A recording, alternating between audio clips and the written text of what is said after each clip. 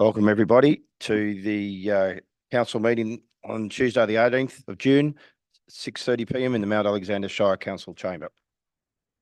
My name's Matthew Driscoll and I'm the Mayor. To start the official proceedings, I would like to acknowledge that we are meeting on Jarrah country, of which the members and elders of the Jarrah community and their forebears have been custodians for many centuries and have performed age-old ceremonies of celebration, initiation and renewal.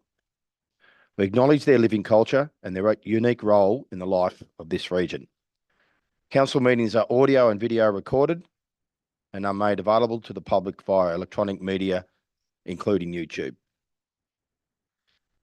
Present, there's no apologies. Everybody's here, all councillors. Councillors, is there any declarations of interest or conflicts of interest? Councillor McClure. Mayor, I have a conflict with item 9.4.1.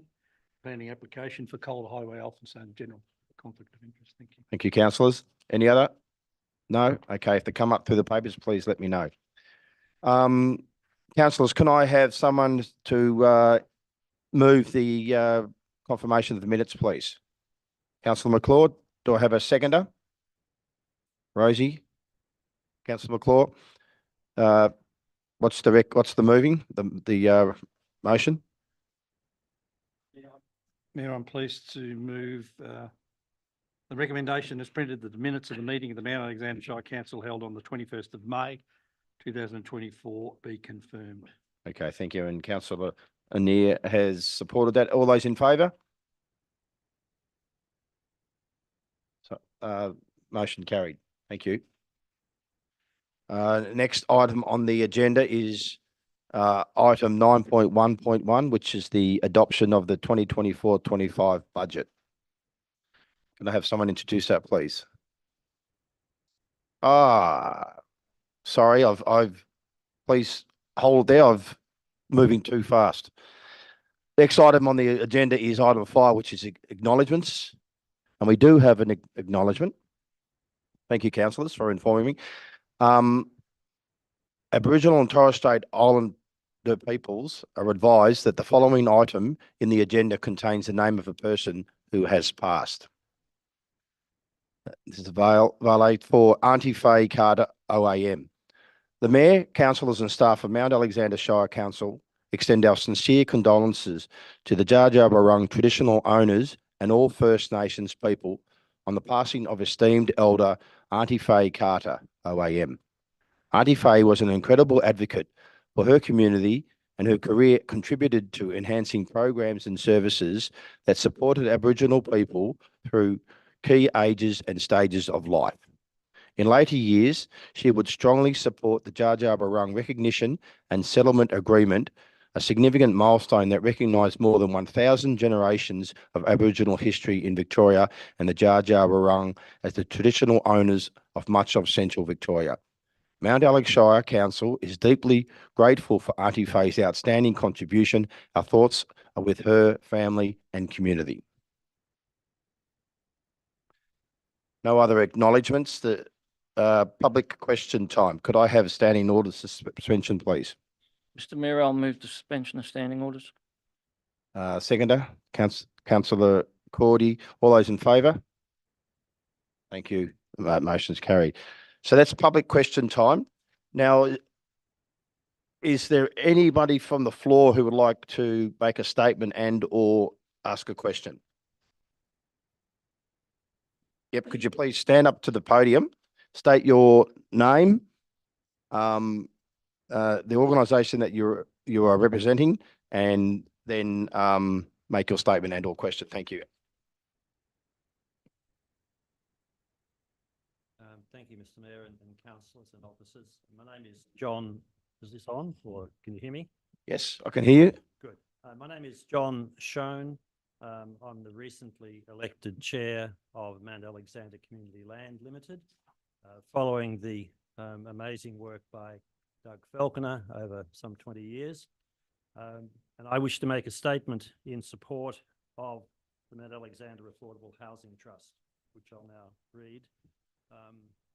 After I acknowledge the traditional owners of this land unceded, elders past and present and emergent, and my statement is that Mackle heralds the Mount Alexander Affordable Housing Trust. Mount Alexander Community Land Limited expresses tonight its strongest support for the proposed Mount Alexander Affordable Housing Trust. Mackle also commends the visionary social justice foresight demonstrated by Council when undertaking the deep research and consultation with legislatures, industries, advisories and advocates to bring Mount Alexander Affordable Housing Trust motion before Council tonight. We sincerely congratulate you and thank you. The Mount Alexander Affordable Housing Trust deed builds respectfully upon the ancient and early colonial and industrial traditions of cooperation, innovation, and mutual equities that are evident today in Dja Dja Wurrung country and Castlemaine and the villages of the Shire. Mount Alexander Community Land Limited asks councillors, when voting yes for Mount Alexander Affordable Housing Trust, to ensure, most definitely, the deed of trust enshrines Mount Alexander Shire citizen delivery over external contracted interests, respecting wise and capable ratepayers. We do so with much passion and much appreciation, everyone present. Thank you. Thank you, John. Kaz? Thanks, and thank you, councillors and council officers. My name's Kaz Nielsen. I'm the coordinator of the My Home Network in the Shire. I think you all know the My Home Network. And I too would like to acknowledge the traditional custodians of the land we're on, the Jara people who have cared for this magnificent country for over 65,000 years. And yeah, I'm very grateful for their caring for this country so that we can all live and cherish, and for their generous and gracious sharing of stories and culture. And they all had shelter and they all had a role. And I pay my respects to elders past, present and emerging. So yeah, I coordinate the My Home Network, and the My Home Network supports the proposal of the Mount Alexander Affordable Housing Trust. And we commend the council's commitment and investment to address the housing crisis in our Shire and the employment of a permanent housing solutions broker, to be applauded. The My Home Network vision is that everyone in our Shire has access to secure, safe, affordable, sustainable and appropriate housing. And to really achieve this, we need to build a more socially just community. The Mount Alexander Affordable Housing Trust is built on its social justice principles, is a significant platform to achieve this vision. And we recommend to the Mount Alexander Shire Council councillors that the trust deed enable the utilisation of local place-based expertise, partnerships with diverse community organisations working to increase housing for their communities, and to enable an affordable housing tenancy model that ensures long-term security of tenure, and that the trust incidental activities align with the trust social justice principles. Thank you.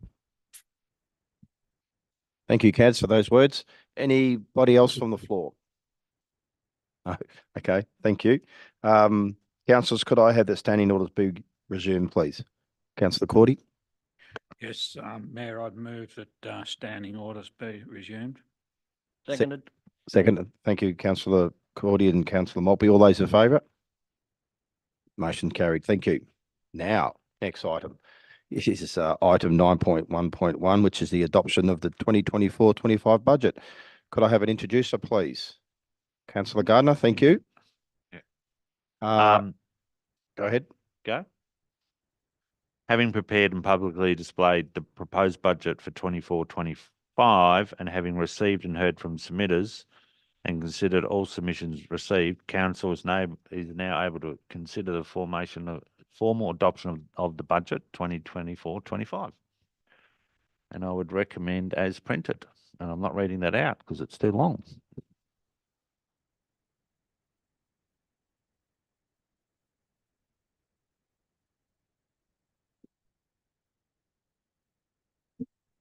Suppose I have to.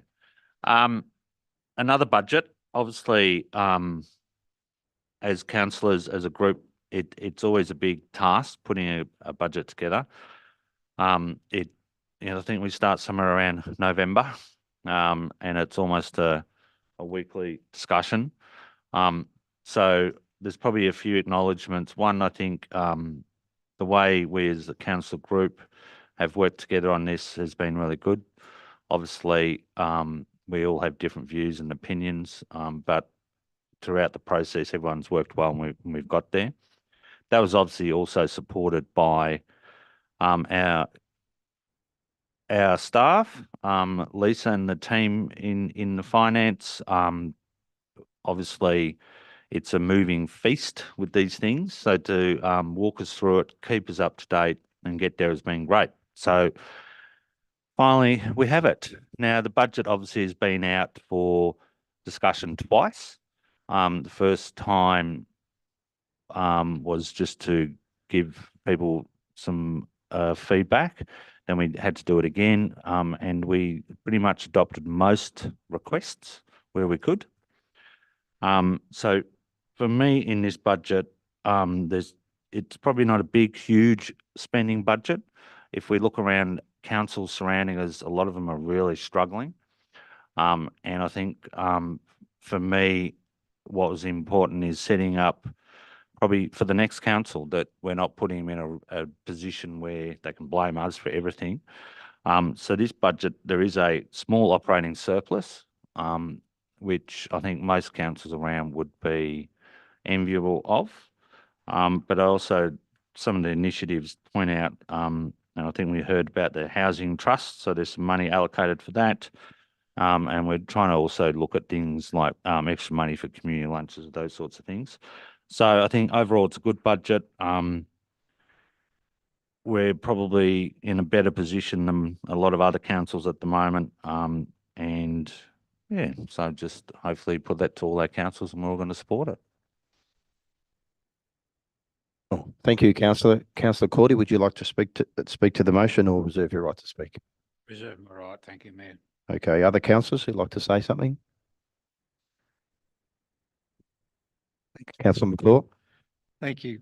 Just wanted to endorse Councillor Gardner's comments. It is a good budget and congratulate the staff, in particular Lisa and her team, for pulling this all together. It has been a long road from when we started back last year, but and there has been good discussion and we've seemed to have worked our way through it with, I think, some good results.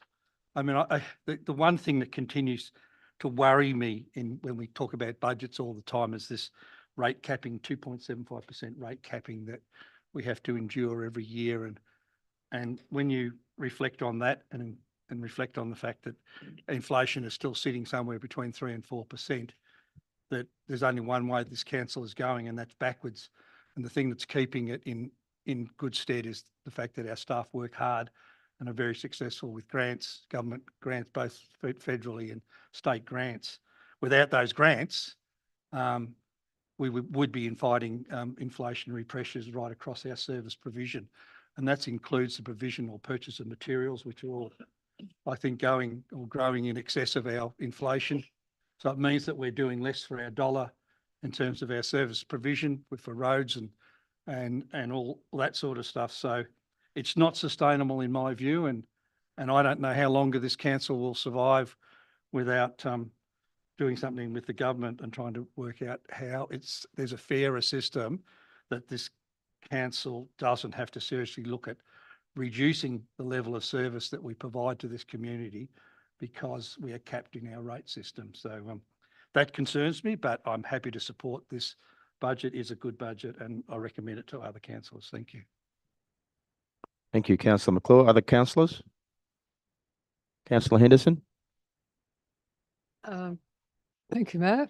Yes, I agree with previous speakers and all thanks and congratulations to Director Knight and her team for all the hard work in putting this all together and moving things around and considering councillors and the community's requests and still being able to come up with a budget that's roughly balanced. So we do note that we have an underlying operating deficit of 3.5 million. but that's covered by grants. So we're okay for this year, but we can't continue, as you say, without that support. However, we are doing things such as supporting the Castlemate Art Museum.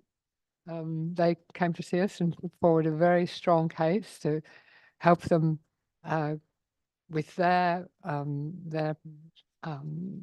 way of saving the gallery, if you like, by making it putting it on a better footing and getting being able to access some significant funds from the state government. So we agree to do our part and increase the allocation to them for a couple of years. That's in the budget. We agree to put 40,000 towards the further development of the Castlemaine Maryborough Rail Trail. And I'm very pleased to say that a late submission from Metcalfe Community Association, a pretty far-flung little spot in the eastern corner of the Shire, Metcalfe asked for 30,000 for a shelter over their barbecue, and that's in the budget too. So they'll be very pleased about that. That means a lot to a little community like Metcalfe. But big thing on the other end of the scale, we've got $500,000 in here to kickstart the Affordable Housing Trust that is proposed later on in this agenda. So I'm very pleased to put my hand up and support the budget with the view to that money being allocated to the future Mount Alexander Affordable Housing Trust. Thank you. Thank you, Councillor Henderson. Councillor Anir. Thank you, Mayor. I don't have much to say on this. You've all covered it really well. I really am glad that Councillor McClure spoke to the impact of rate capping.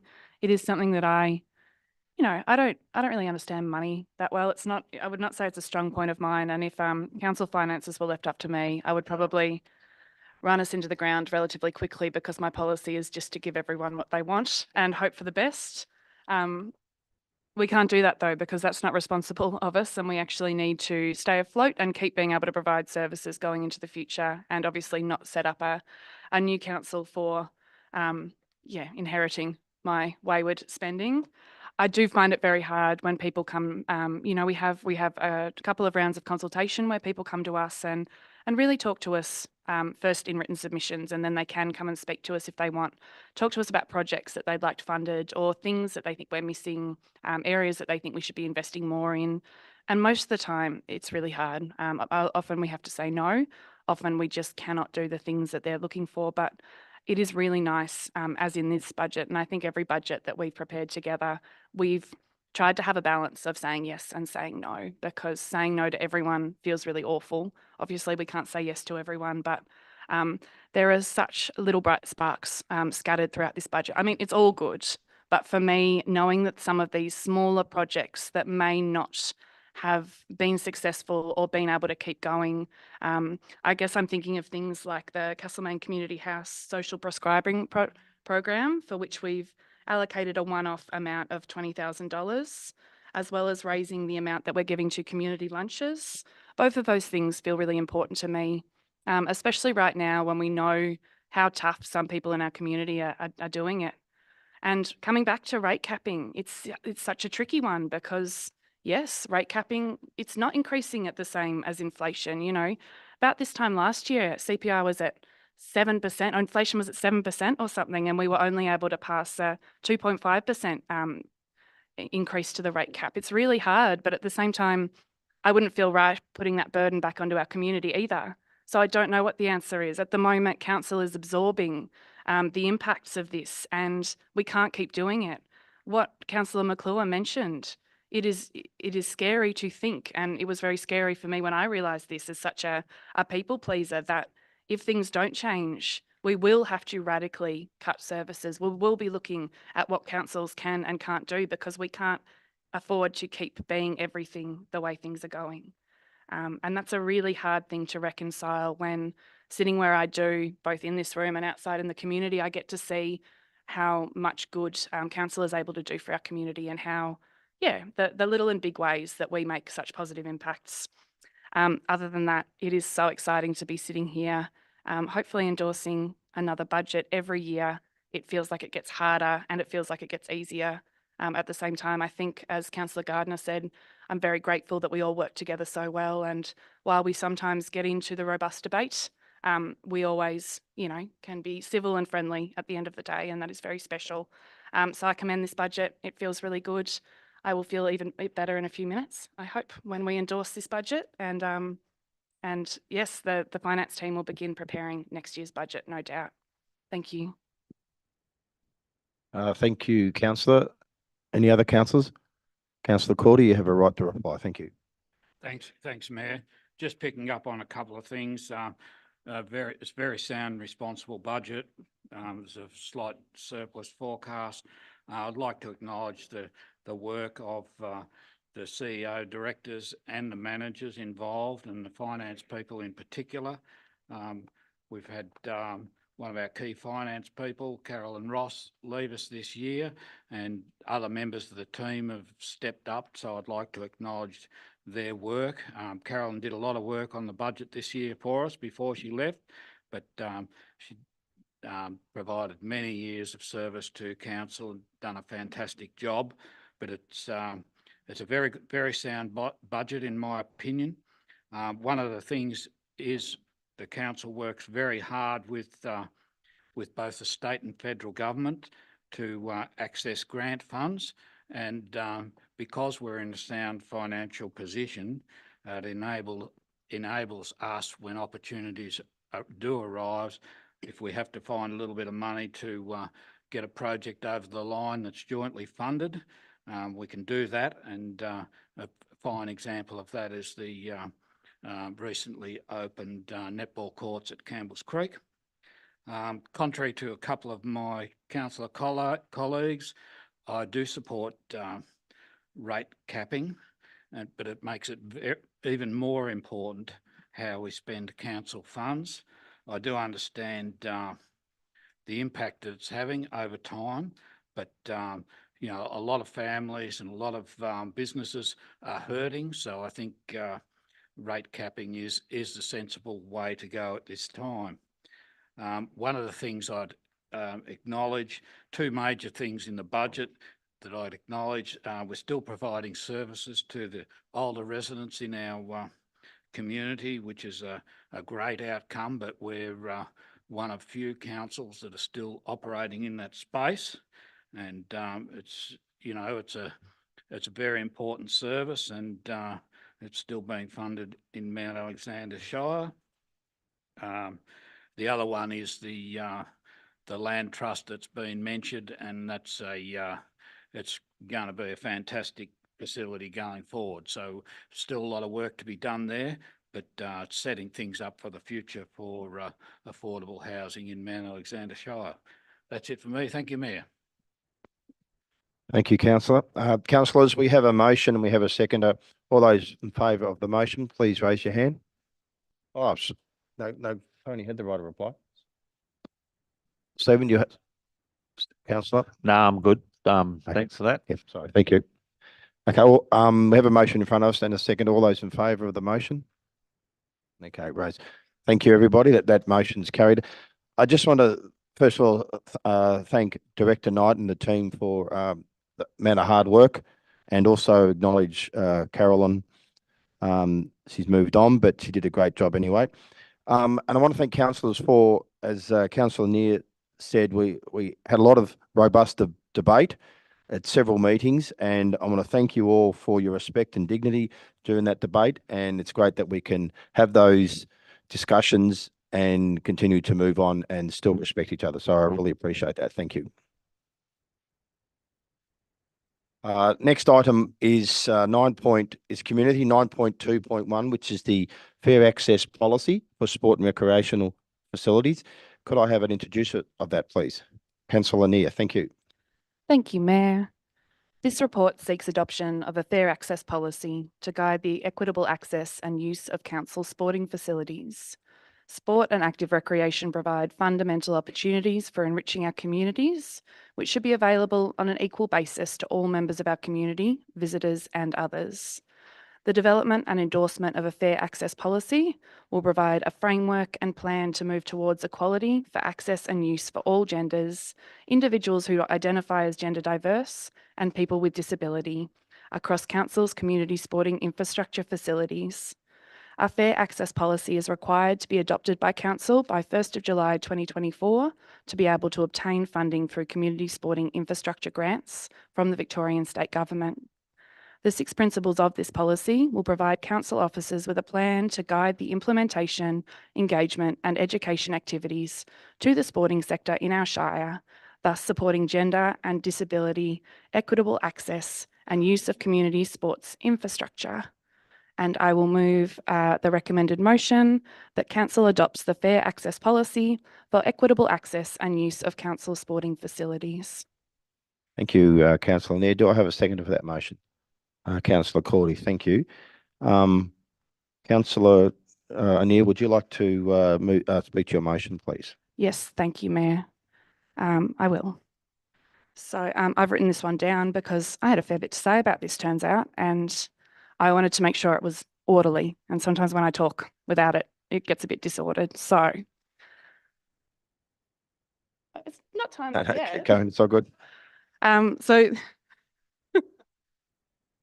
So this is an item that I feel very passionately about, and I would like the opportunity to speak to some of the background and context informing the policy we have before us and to explain why fair access matters so much. Some quick stats to set the scene. Just over half of Australia's population is female, as is just over half of Victoria's population, and just over half of the people who call Mount Alexander Shire their home.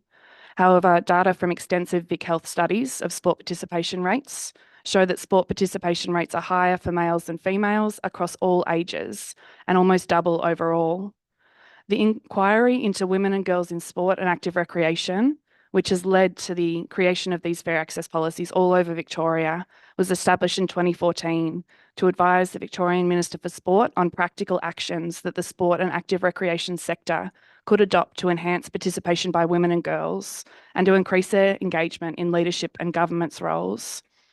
The advisory panel that led this inquiry emphasised that they did not approach this task with the view that women themselves needed to change, but that broader society and the sport and active recreation sector in particular needs to be challenged to change if gender equality is to be truly achieved. In writing their report, the advisory panel worked towards putting together a vision of the future where women and girls in all roles in sport and active recreation are the norm, and where females and males have the same choices and opportunities to lead and to participate. The starting point for discussions through consultation was that participation and leadership in the sport and active recreation sector is still culturally dominated by men and boys. Across the sector, the majority of leadership roles are held by men, and media coverage focuses primarily on male sports. Most sports media decision makers are men, as are most sports journalists. While overall participation rates in Victoria are high, female participation rates are still lower than male participation rates, about half. The issues affecting female participation and leadership are not new, and they're certainly not unique to Victoria. These issues are the result of deeply entrenched practices, cultural norms and stereotypes that are perpetrated and reinforced in our broader society. The overwhelming message from the consultations informing the inquiry was that there are many girls and women with the talent and desire to contribute to the sport and active recreation sector, but the opportunities to participate and lead were either elusive or not readily evident. Through the consultations, the advisory panel noted a strong appetite for change across the sport and active recreation sector at all levels, and from both men and women. Whilst the messages the advisory panel heard were expressed in many ways and with many different voices, the common messages heard were, there is need for change, there is a lot of work to be done, and we have to work together if we want this to happen. The advisory panel heard from many people who spoke about the lack of respect shown to women and girls as participants and as leaders in sport and active recreation. There was a strong consensus that the absence of respect was a root cause of gender inequality. It was particularly interesting to hear many comments from the fathers of girls who wanted their daughters to have the same opportunities as their sons.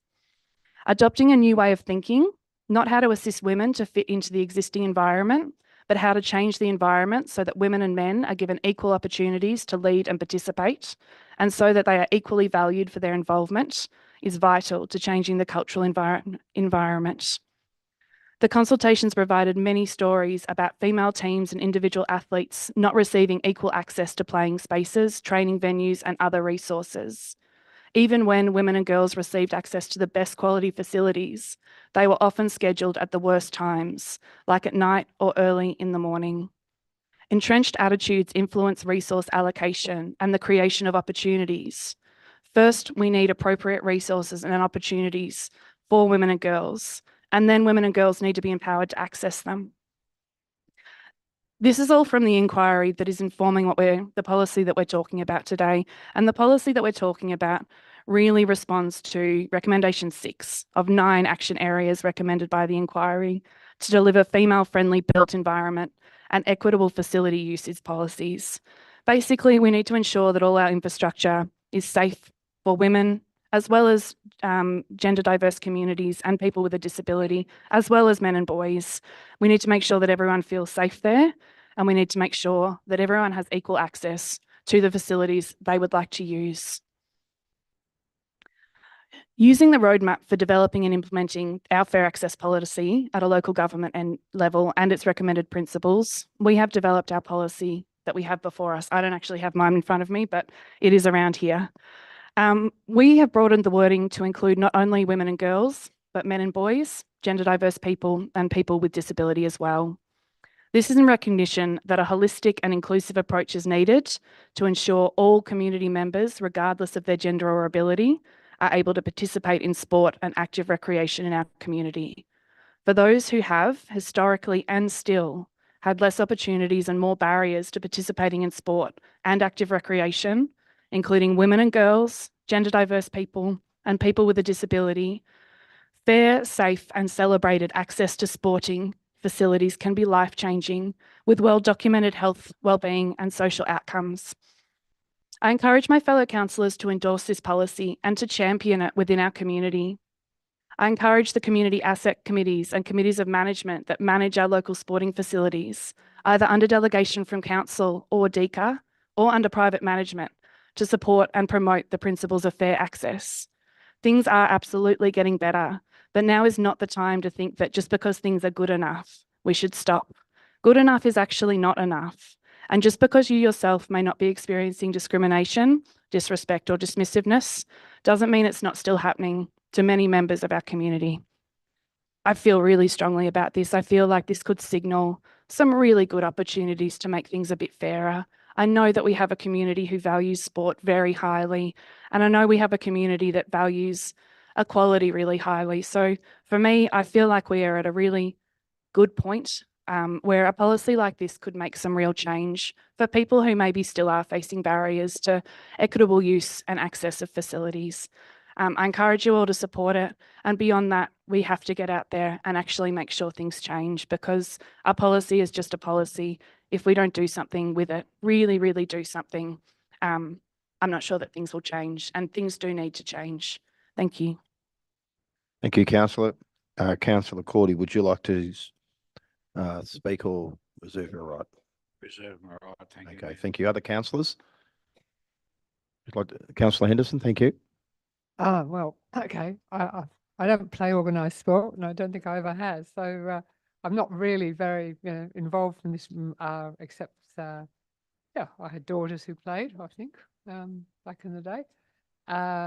However, I'm very aware that of the disadvantages, the imbalances that have existed, and was so entrenched that it just seemed natural, I think, especially for someone of my generation. Well, obviously, the men, the boys, get the major go, and the girls, well, if they can fit in somewhere, aren't they lucky to be allowed? So, yes, you're dead right. We do have to change. And the fact that this is necessary for us to adopt this, and also in order to qualify for potential to apply for government grants in the area of sport and recreation, that's important. So it's not a case of, oh, we're being really nice and touchy-feely and advanced. We're doing what the government is more or less saying we should. And I guess the key to this apart from the girls and the women stepping up and actually being active there in the sports fields and etc., is for the committees of management who control the use of these places to ensure that they are considering this fair access policy every time they schedule the use of the grounds. It's really important. Thank you. Thank you, councillor. Other councillors? Councillor Gardner? I just probably don't have much to add actually, other than I think to acknowledge Rosie's great speech and background and obviously her commitment to it. I know on a personal level, I had a daughter who tried to play AFL. She gave up because, well, at that point, and Malden will have new facilities for the netballers and whatever soon. But she gave up because basically she had to she either didn't get changed or she had to get changed in the boys' bedroom. And so that bedroom, sorry, I meant changing room. I don't know where that come from. So it does actually impact people. So it is a good policy, and well done to Rosie also for championing it and have obviously a lot of background on it. Thank you, councillor. Other councillors? Councillor Cordy, would you like to speak to? Thanks, Mayor. Look, it is an important policy, but as Councillor Neer says, we've got to get behind it and make sure everyone gets a fair go.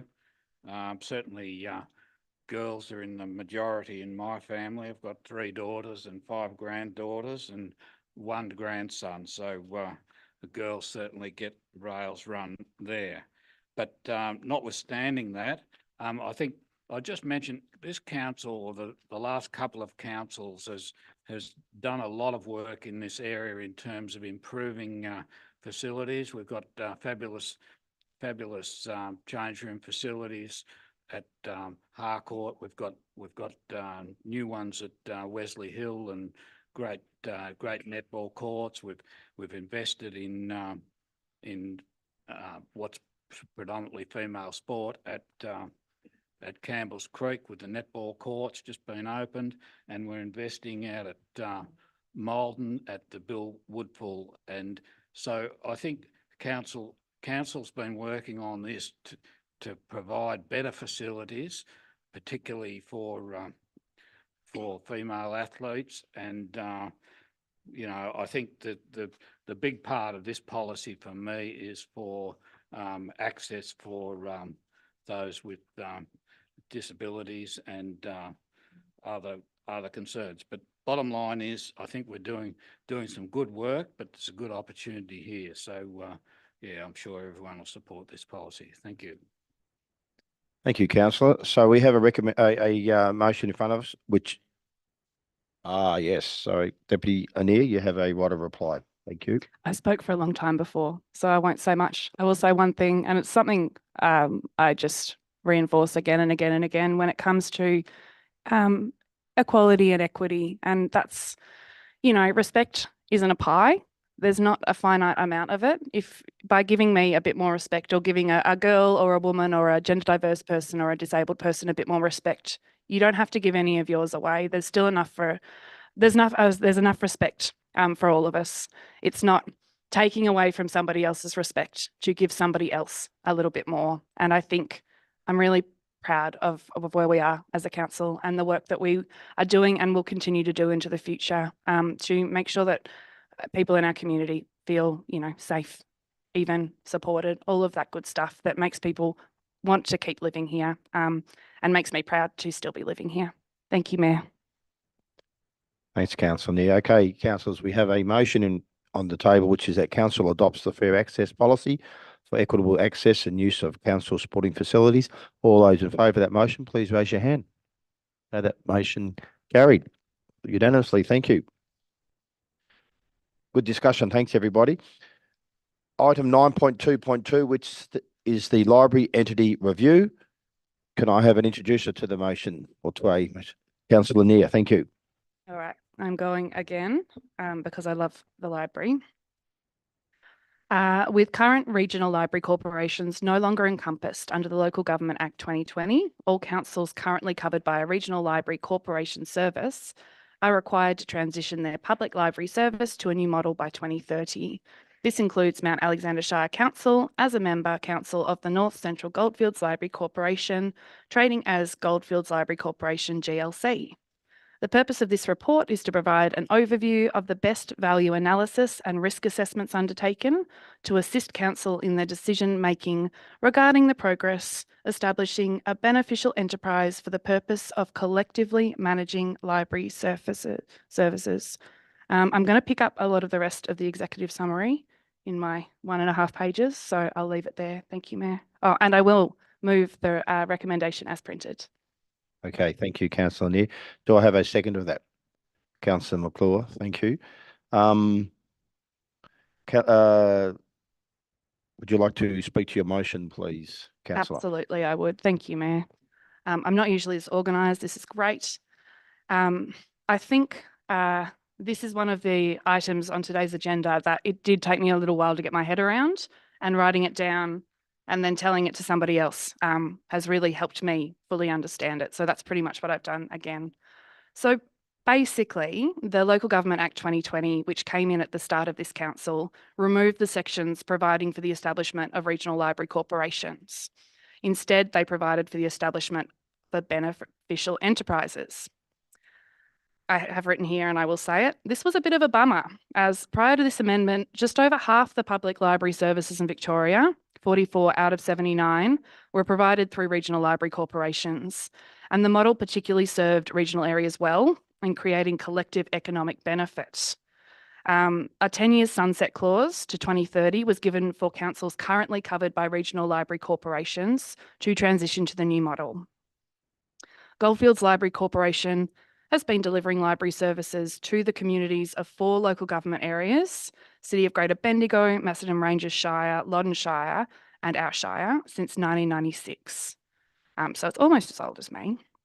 I have been an avid library user my whole life, and I've had the honour of sitting on the GLC Library Board for the last 4 years, including this year as chairperson. The tasks of deciding how to move forward, whether we should do so collectively or individually, and what form a new library entity should take were taken very seriously by the GLC board and CEO, as well as by the council and executive officers of its 4 member councils.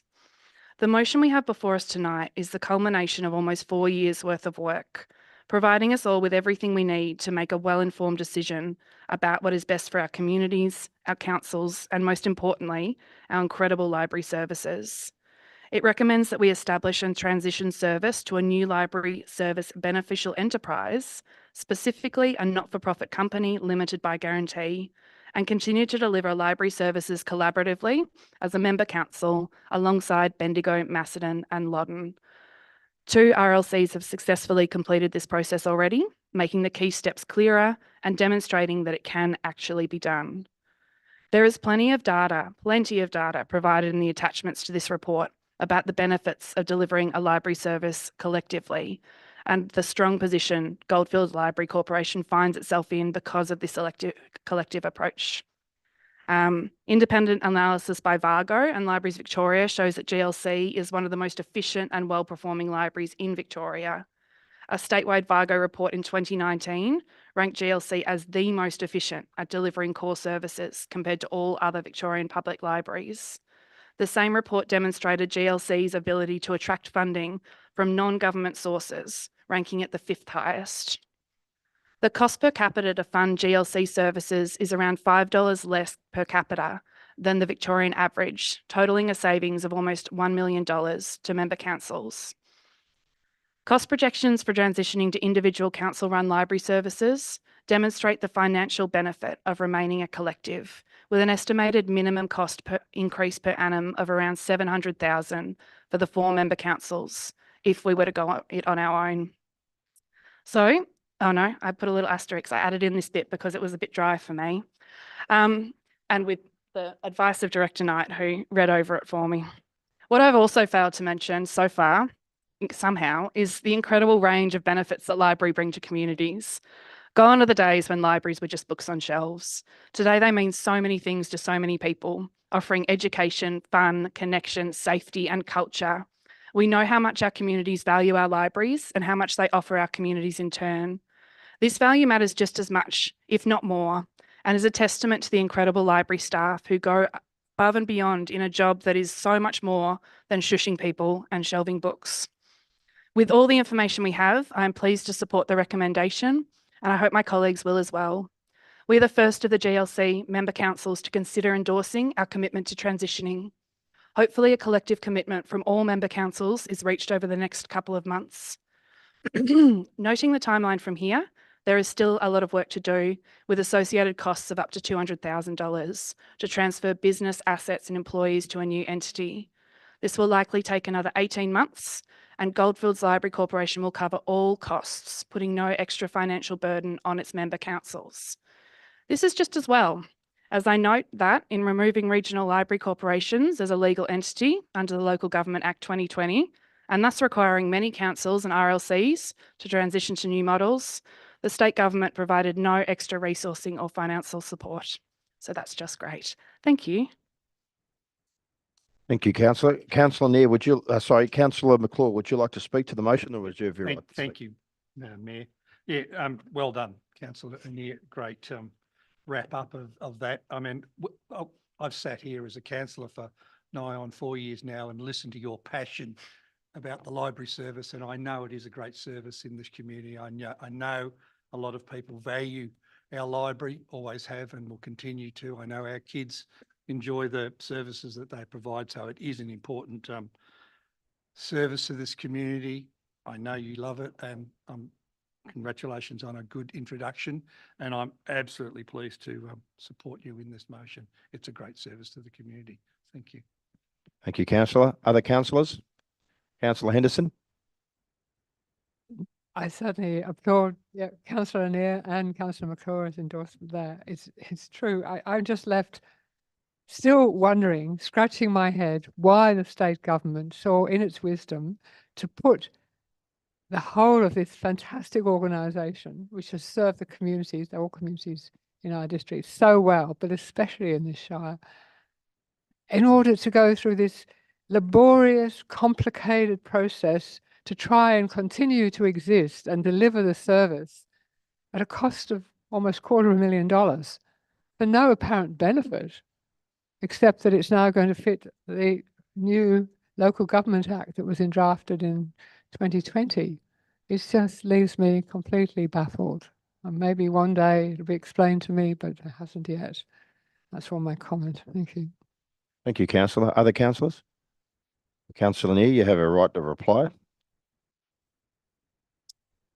Responding to Councillor Henderson, really, I also don't fully understand why regional library corporations were gotten rid of in the Act. The closest I've had it explained to me, as it says in the paper, is that by introducing these new beneficial enterprises, they hoped that councils would form collaborative endeavours in other business areas, maybe revenue raising areas, but it still doesn't make a lot of sense given the amount of, time, effort, energy, pain. We're very lucky that we weren't the first to do it. Thank you to Miley and Yorley who went first. And also it will mean exciting news that our library corporation probably gets a new name. That was almost the most exciting bit for me. Thank you for your support, Councillor McClure, Councillor Henderson. This is, we're the first council to do this. It's going to be, I hope we do. Thank you. Okay, councillors, we have a motion in front of us, which is 1, commits the establishing and transitioning service to the new library service beneficial enterprise under sections 110 and 111 of the Local Government Act 2020, and 2, delegates the CEO to undertake the necessary steps to progress the relevant legal and financial steps required to transition to a library service beneficial enterprise under section 100 and 111 of the Local Government Act 2020. All those in favour of that motion, please raise your hand. Motion carried unanimously. Thank you very much, and thank you, councillors, for your contribution. Next item on the agenda is item 9.2.3, which is the North Central Goldfields Regional Library Corporation Board reports. councillors. Councillor Neer. I promise this is the last one. This is more library goodness. The Director of Corporate and Community Services, Lisa, has provided the attached reports on behalf of the North Central Goldfields Regional Library Corporation Board. There is a whole lot of great stuff in here. I recommend you read some of it, whatever you want. If you want to read all of it, great. If you just want to read a little bit, definitely dip into the Castlemaine Library Quarterly Report. They are just such a beautiful snapshot of what goes on in a library, and there's always some very nice, little stories in there. I didn't write anything down for this except some scribbled notes. I guess I'll move the recommendation and come back to it. It is that council notes the Goldfields Library Corporation reports provided. These documents are provided for information only and no decision is required. Do we still vote? Okay. Thank you, Mayor. Thank you, councillor. Do I have a second to that? Councillor Cordy, thank you. Councillor Neer, would you like to speak to your motion, please?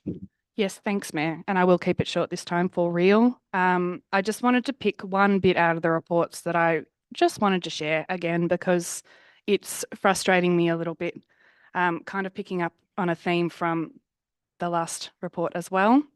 So the 23-24 financial year saw no rise in funding from state government for the first time in recent history. And 24-25 funding was frozen again. The expectation is that this will continue. Ultimately, this means that the Library Corporation, or whatever entity it becomes, which is a company limited by guarantee, and the member councils, which we are one of, pick up that gap in funding to maintain the service to the community. In the report, it says, it's not in capitals. I wrote it in capitals because that's how I'm feeling. This is not sustainable. I've been doing a little bit of research into this stuff because that's what I do. And I found a great little thing about libraries. It told me that in 1975, so a while ago, libraries in Victoria were funded 50-50 between state and local government. That obviously, it's not, you can't translate that completely because libraries back in 1975 were very different from what libraries do now. I think there was probably a lot more books on shelves going on, so I can see that. But it still bothers me because what libraries provide to the community now is so much more, and they are ticking so many boxes for those intersectional communities who can be the most vulnerable and often need help from, different places, I guess. 50-50 it was funded in 1975, and now state government contributes 21% and the local governments contribute 79%, and the library picks up a little bit itself along the way.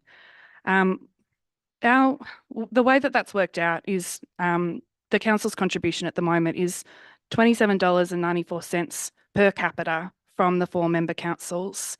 We increase it, the library board and increases it to the rate cap set each year, so that it's only going up as much as rate cap as well. It's not keeping up with inflation. The library is absorbing these costs. The library is absorbing the frozen state government funding.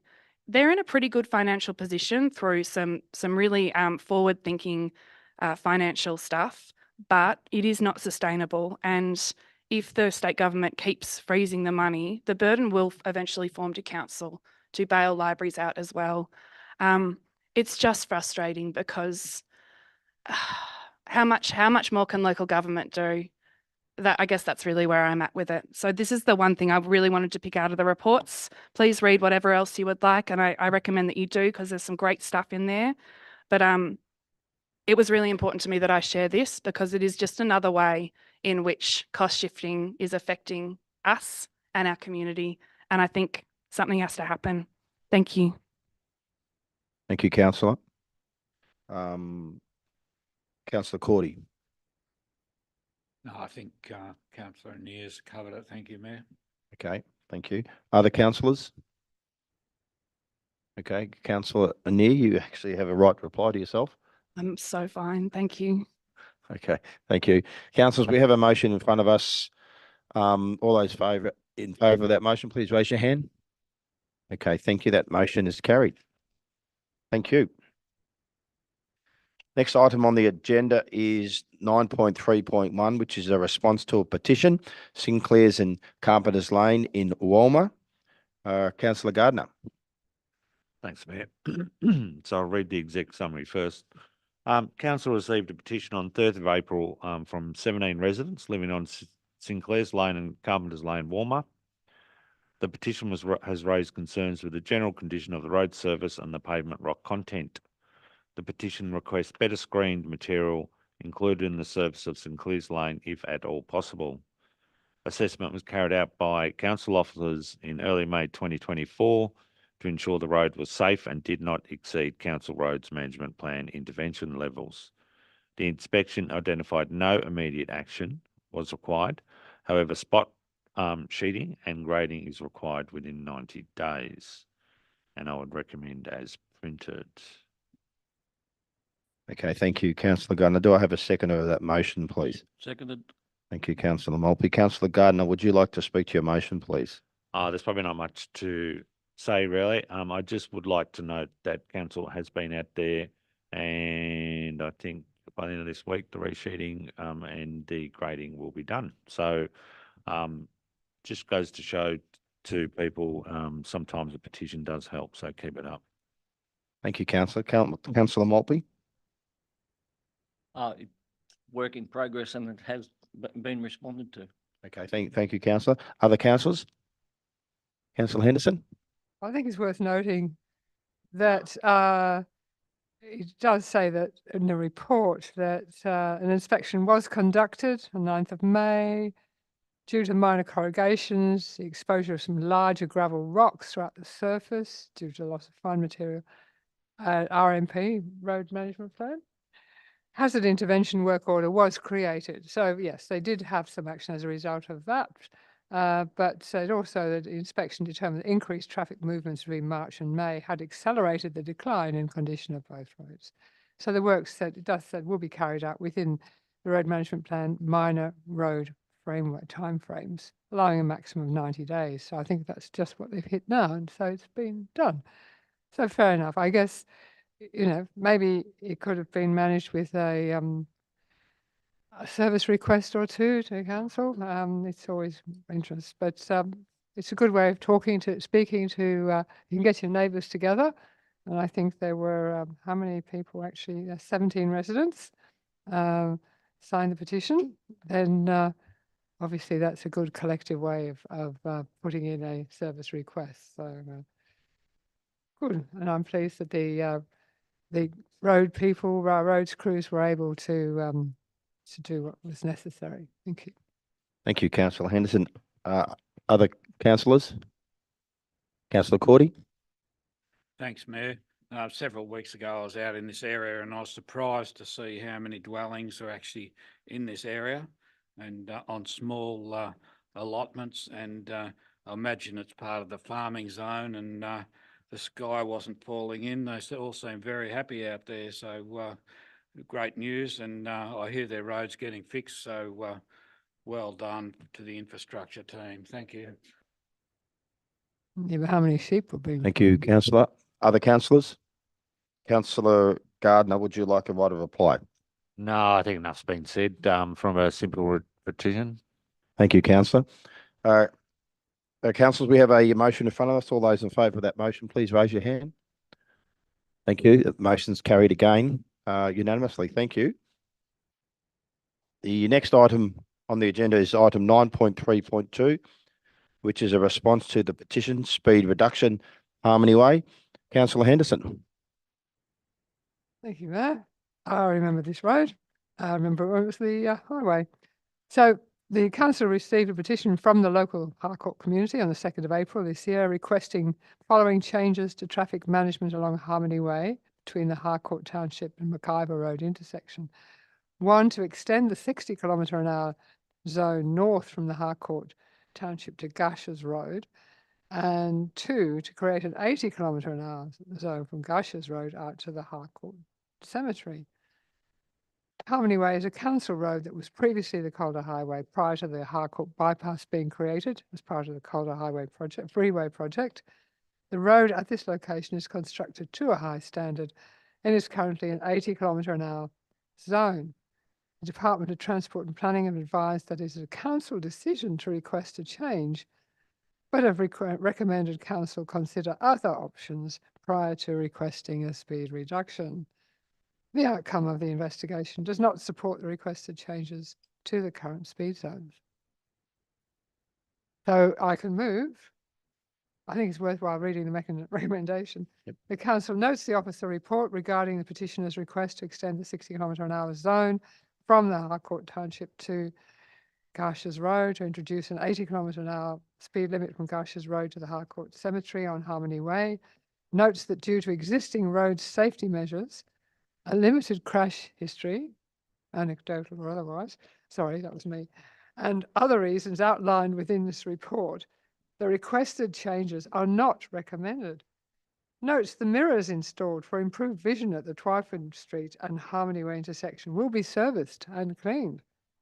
And notes that a council officer would advise the lead petitioner of the outcomes of the investigations and meeting of council. Thank you, councillor. We have a motion. Do I have a second to that motion? Councillor Cordy, thank you. Councillor Henderson, would you like to speak to your motion, please?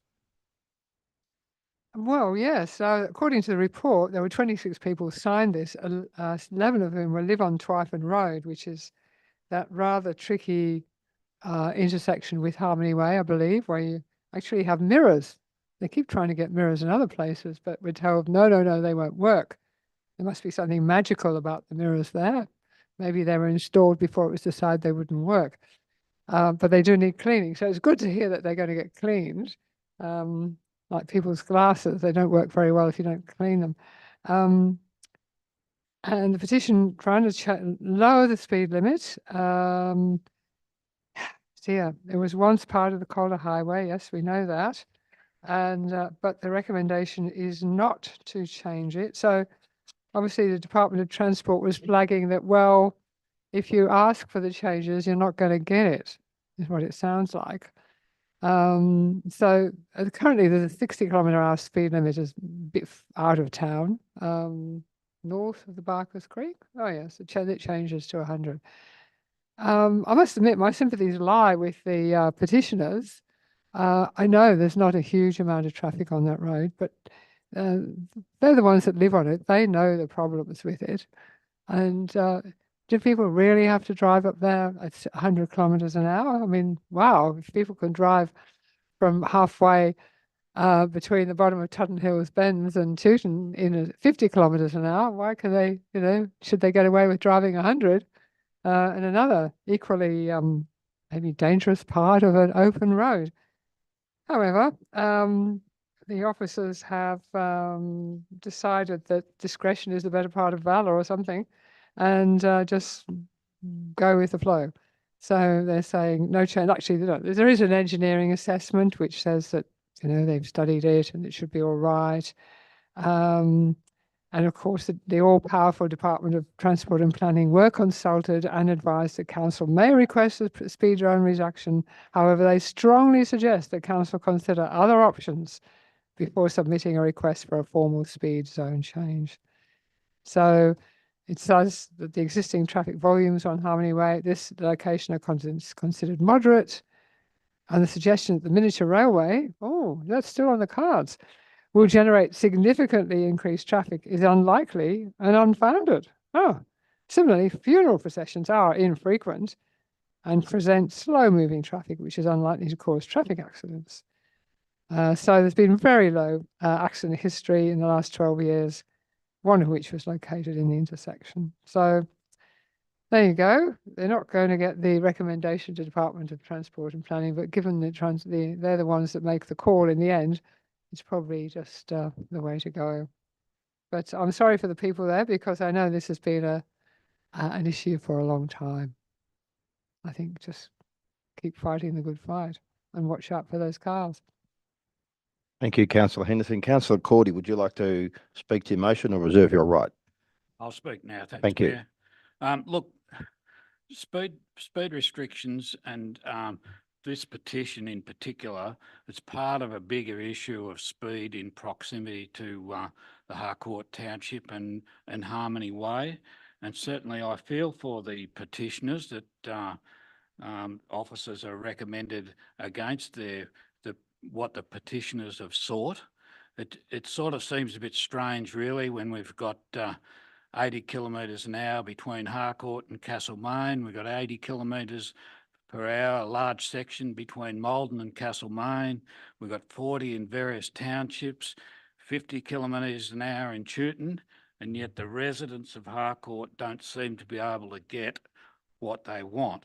But anyway, look, I think what we'll do is we'll have another go at this down the track, and we'll see if we can get it back on track, because certainly I'm not very happy with the response to this, but let's just move on and address it, because I think there's a bigger issue there. There's significant evidence of people doing the wrong thing in motor vehicles along Harmony Way, and I think the whole thing needs looking at. But anyway, let's move on, and I think we'll have another go at it. Thank you. Thank you, Councillor Cordy. Other councillors? Councillor McClure? Yeah, I must have missed the briefing on this matter, because I don't recall any discussion on it. So I'm a little bit alarmed with some of the comments in the report, and I don't know why you're giving up so easily, Councillor Cordy. We can always knock it. Yeah, I know. Why are you giving up so easily? There are other options to do something differently. I live on a road that comes out onto the highway, and I have to access that highway every morning, and we take our lives in our hands every morning when we try and get out onto the highway. Our whole family and every other 16 residents that live in Merrifield Street. I understand their angst about moving onto a highway where there's 80 kilometre an hour. In this instance, I think it's 100 kilometres an hour traffic. I do understand their concerns in relation to this. I don't understand comments where it says that extending the 6 kilometre per hour zone a further 950 metres and introducing an 80 kilometre per hour as requested will likely lead to poor speed compliance. We're living in a funny time, I think, where people can't abide by speed limits that are placed on them, and the amount of time we're talking about here. I mean, it's as bad as the speed limitation thing that we're talking about out at Chewton, where we're literally talking about a 90-second travel time for the period of the kilometre and a half that the residents have been concerned about out at Chewton. Is literally 90 seconds of their life in travel time at 50 kilometres an hour. This section of highway would be far less than that, would be 10 or 15 seconds in travel time if they travelled at 60 kilometres an hour as against 100 kilometres an hour. I'm not happy to support this recommendation at this point in time. I don't understand it fully, and I would have liked to have had an opportunity to have this taken to briefing to have a bit more of a chat about it. I can't recall it coming to briefing and having an opportunity to have a talk about it. So at this point in time, I'm not prepared to support the recommendation as printed. Thanks, Mayor. Okay, Councillor. Other councillors? Councillor Maltby? Thanks, Mr. Mayor.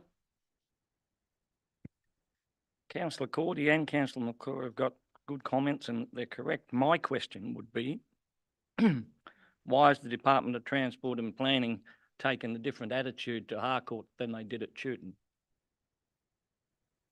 They're both sensible requests in this one. The one at Chewton was too far, but this one really was dealing with areas that do need a little bit of slowing down. But then I don't work for the Department of Transport, do I? No, I guess you don't. Thanks, Councillor. Other Councillor Neer? Thank you, Mayor.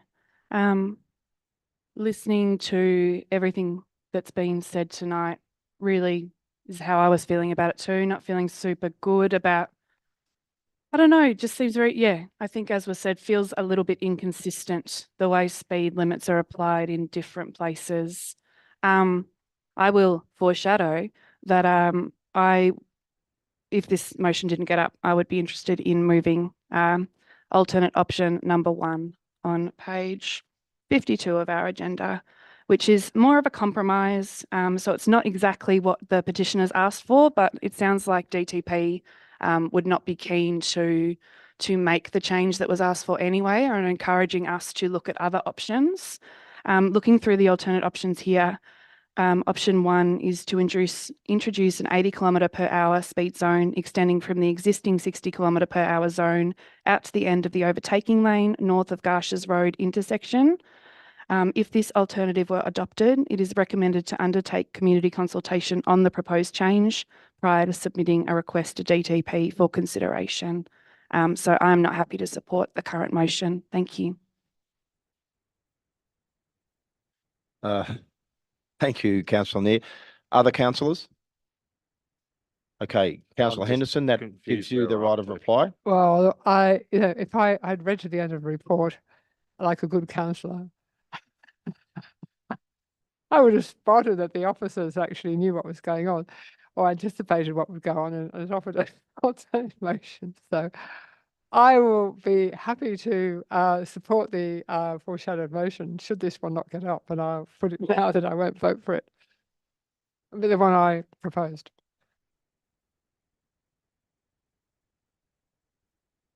Okay, thank you. So, councillors, we have a motion in front of us. Yeah, Yeah, so. clarity, certainly. Clarity. Normally you need a motion and a seconder, so we don't have we still have it. Okay. Yeah, we've got a councillor Henderson. She's not going to. Okay, so we have a motion moved by councillor Henderson, which is seconded by councillor Cordy. All those in favour of the motion, please raise your hand. All those against? That motion has not carried. But now we have another motion that can be. Yeah, sorry. Is there another motion that councillors can put up? Councillor Neer? Thank you, Mayor, and sorry about that. I should have been more organised, but honestly, I thought someone else was going to do it. I would like to move another motion that I'm basing on alternate option 1 in our paper, and I am wording it thusly. Hopefully, this is right. That council undertake community consultation to inform a request to the Department of Transport and Planning to introduce an 80 km/h speed zone extending from the existing 60 km/h zone out to the end of the overtaking lane north of Garshes Road intersection. Hang on. And as well as that, sorry, that's point 1 of my motion, and point 2 would be probably notes that a council officer will advise the lead petitioner of the outcomes of the investigations and meeting of council. I think we still need that there as well. Thank you, councillor. Could I ask for a point of order? I'm not sure if that's how I do it, but could somebody please inform me if any of those other 1, 2, 3 or 4 from the original motion still need to be attached to the motion that I am proposing for it to work? And I do apologise for doing this on the fly. I don't know if number 1 needs to remain as well. No. Okay. Well, then I'm moving forward with those 2 points. Sorry. Director Neer, something for clarity. I would also like to add in point 3, noting the mirrors installed for improved vision at the Twyford Street and Harmony Way intersection will be serviced and cleaned. So to summarise, Yes, I thank you. have made up point 1 based on the first alternate option. I am adding in at number 2 what was originally number 4, and number 3 is staying as number 3. Thank you, Mayor, and sorry for the confusion. Motion. Okay. So we have a motion. Do we have a second of that motion? Councillor Maltby? Can I ask a question? Yes. So your motion doesn't actually agree to what the petitioners are asking for? Okay. Okay, so councillor Anir, would you like to speak to your motion, please? Really briefly, as I know we're doing this one to death, but it was not sitting right with me and I should have been more organised. I'm sorry. Councillor Gardner, I agree. I considered pushing ahead with what was originally asked for, but from reading this report, it seems very unlikely that DTP will go for that. It seems like they are almost telling us without as many words that they won't go for it. I'm looking at a compromise, which is what I am good at anyway. I always like to try and find a way where maybe we can meet in the middle. I think that doing the consultation will identify more what people in that broader community think. I'm hoping that this compromise will be a good enough, even though I just said that good enough isn't enough. I am hoping that this compromise will be acceptable to the community affected and that DTP will meet us in the middle, I suppose. Thank you. Councillor Maltby, would you like to speak to the motion or reserve your right to speak? Councillor Nia is correct. We need to talk to DTP and the community and use the alternative, hopefully, to get a result. Thanks, councillor. Other councillors like to speak to this? Councillor McClure? Just to support councillor Anir's motion, like 27 petitioners signed this petition. I think they want something changed there. And I do understand that, as I said before, I drive out onto a highway every day of my life and hold my breath. The other thing that alarms me is when people in reports make comments, and I assume this come from DTP, is that we're not supporting it because there's a limited crash history at the site. People making comments like that really concern me, because what are we waiting for? A crash or a death before we'll do anything? I mean, I would have thought the fact that 26 ratepayers had taken the time to sign a petition, they were concerned about that intersection, and that people at DTP ought to take it a little bit more seriously than making a comment that we haven't had enough crash history. It really concerns me when I hear those. And I know the same comment was made when we were looking at Tewton, and both council and DTP were belted around the ears a little bit about that same comment. So I think we need to listen to people that are using these intersections a little bit more and take note of what they've had to put up with every day of their life when they come out onto a highway. It is dangerous, and I think we need to take this very seriously. And I do support Rosie's motion. Thank you. Thank you, councillor McClure. Other councillors? Councillor Cordy? Thanks, Mayor. I'd just like to acknowledge the efforts of councillor Anir in cobbling that together very quickly. I guess there's a bit of a problem there that we didn't talk about this at a briefing, but anyway, it looks like it's going to be a better outcome. So thanks, all concerned. Thank you, councillor Cordy. Any other councillors? Councillor Henderson? Yeah, I should have a go too, shouldn't I? Well, basically, so look, it is a pretty thorough report. We'll give it that. It's an excellent technical report, but I do read a sort of little voice there at the end, giving us alternate options and telling us, well, if you want to not go with this, then here's some options. And I'm really grateful to Councillor Anir for picking them up, because it's obviously the way to go. And I suspect that the author of the report would be behind this. But community consultation has obviously proved to be very effective in the case of Tewton, where a significant number of people were consulted, and look what we've got in Tewton. Now, we might not wish the same result as a 50 kilometre an hour way out into the rural zone for Harcourt, but a modest change down to 80 kilometres an hour should help them some way. Thank you. Thank you, councillor. Other councillors? Councillor Maltby, you have a right to reply.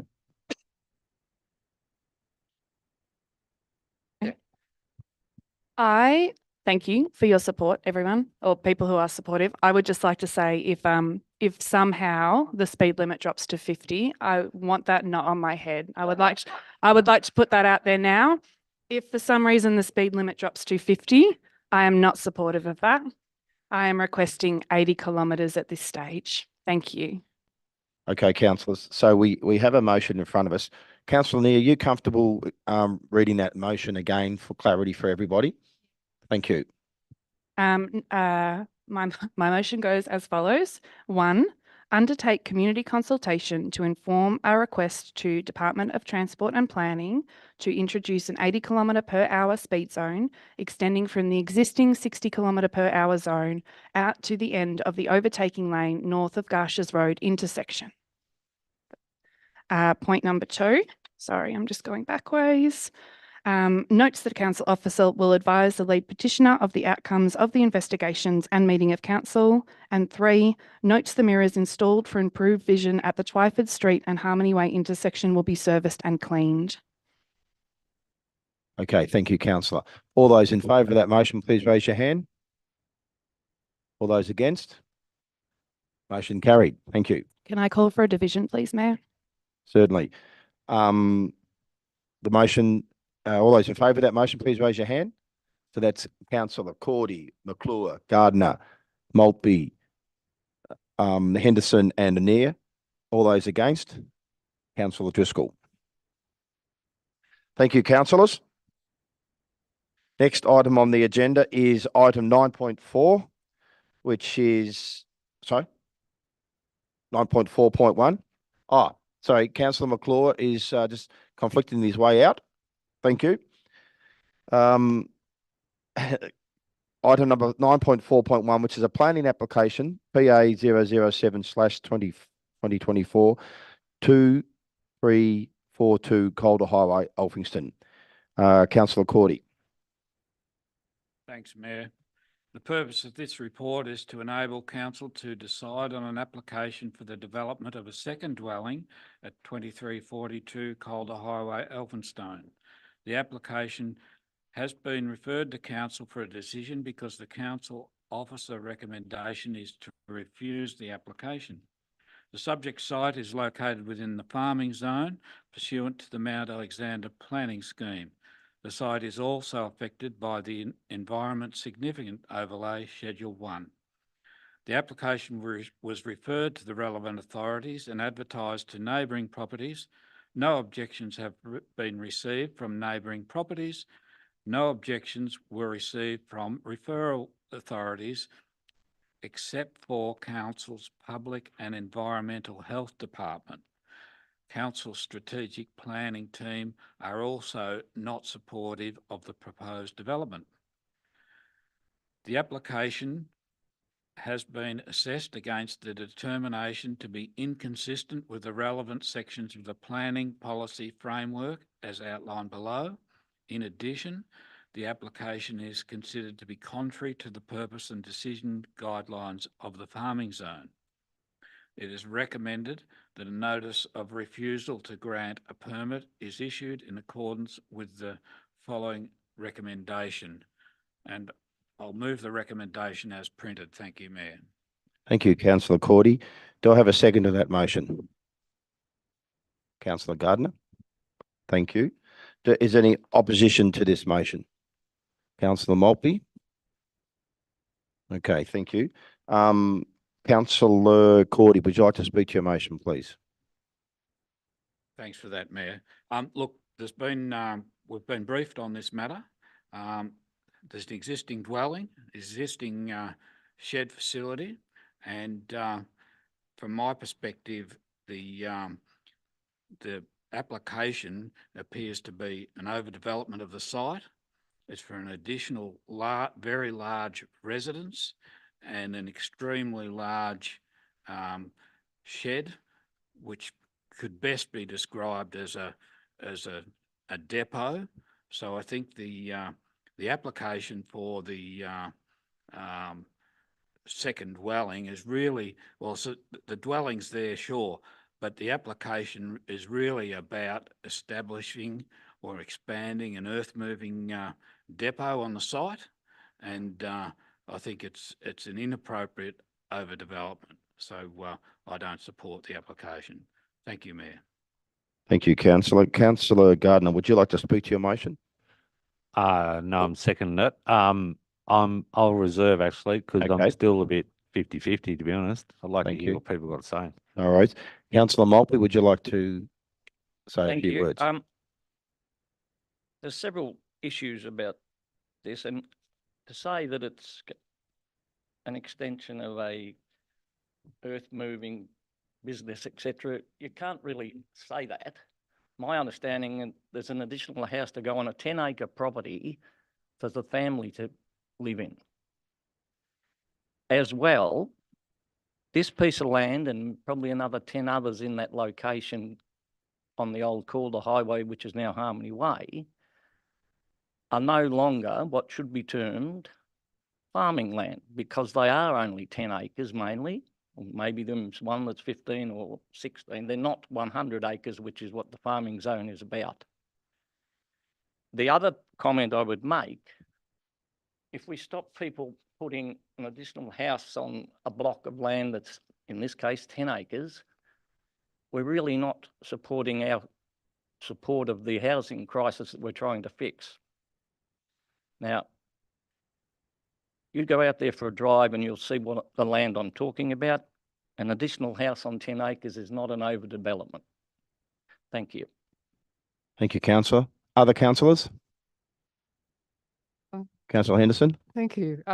Notice that in the recommendation to refuse, the proposal says it's not consistent with the requirement of the current Environmental Protection Authority Code of Practice on Site Wastewater Management, publication 891.4, July 16, particularly in relation to setback requirements from waterways.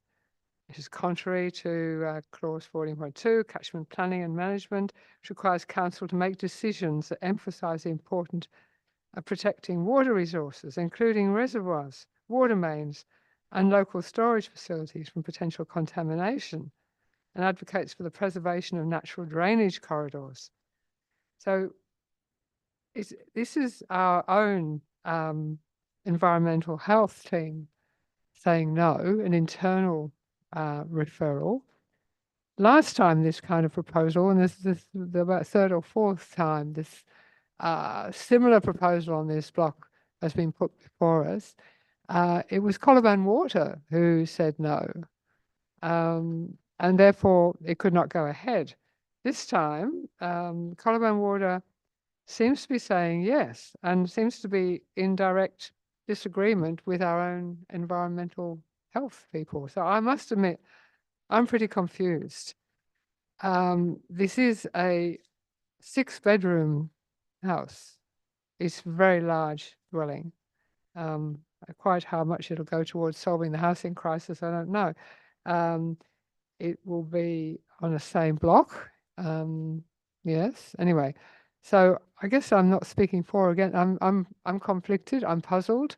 I know that this this person has tried very hard to get this this development happening on this block, and to a certain extent support him. But it just seems to be a vast extra imposition on the land, especially in terms of wastewater.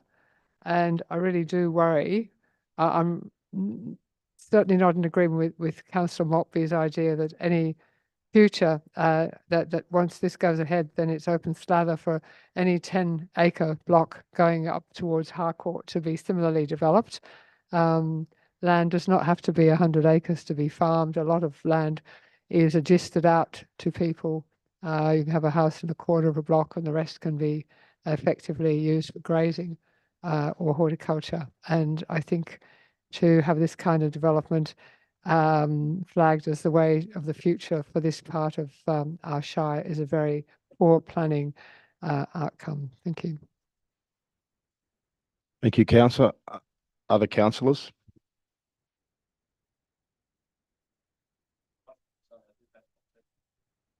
So you're foreshadowing an alternative motion.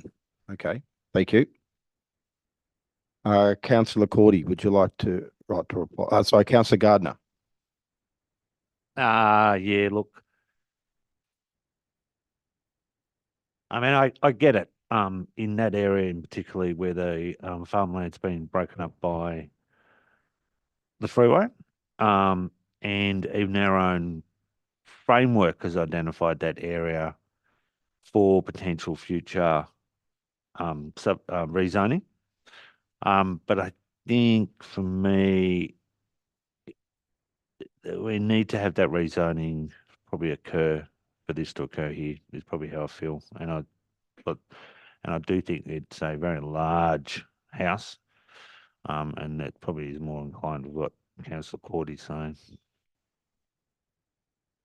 Thank you, councillor.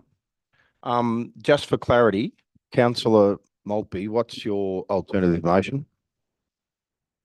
I would move to defer this matter to a future meeting to enable officers to prepare conditions for a notice of decision. Okay, thank you. Councillors,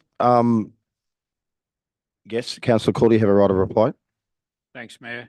Look, it's noted that it's been raised the other allotments along Harmony Way, and we're not going to solve that here this evening. We're really just dealing with the application in front of us, which is this one property.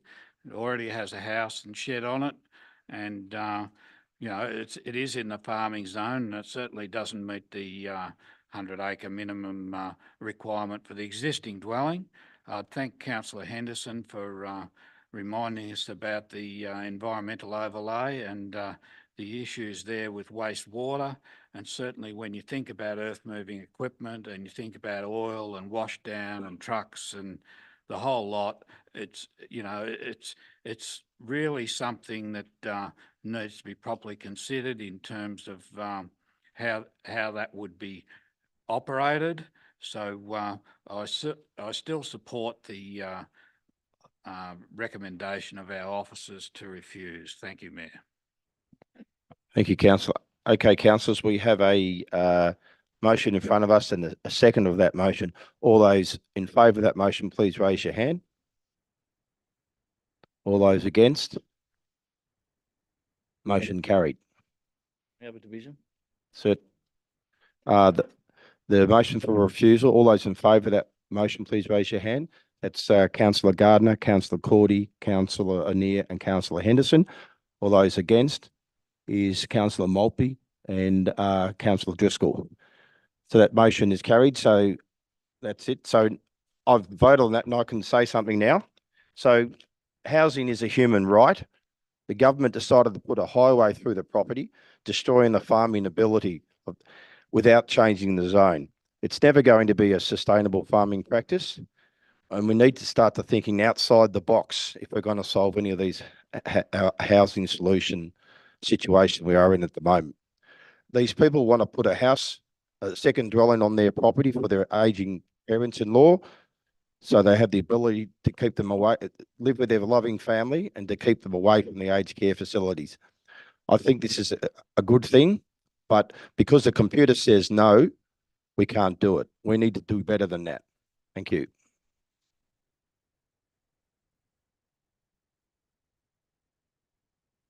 Yes. Oh, Councillor McClure, yes, thank you. So just for clarity, Councillor McClure is coming back from that application. Thanks, Councillor.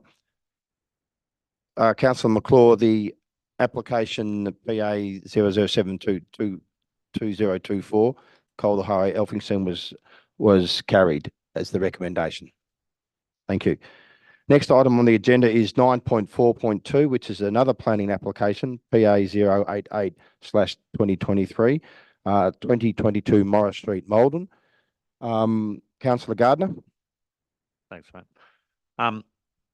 I'll introduce it first. The purpose of this report is to enable council to make a determination on an application for a 3-lot subdivision at 2022 Morris Street, Malden. The application has been referred to council for a decision because 10 objections have been received.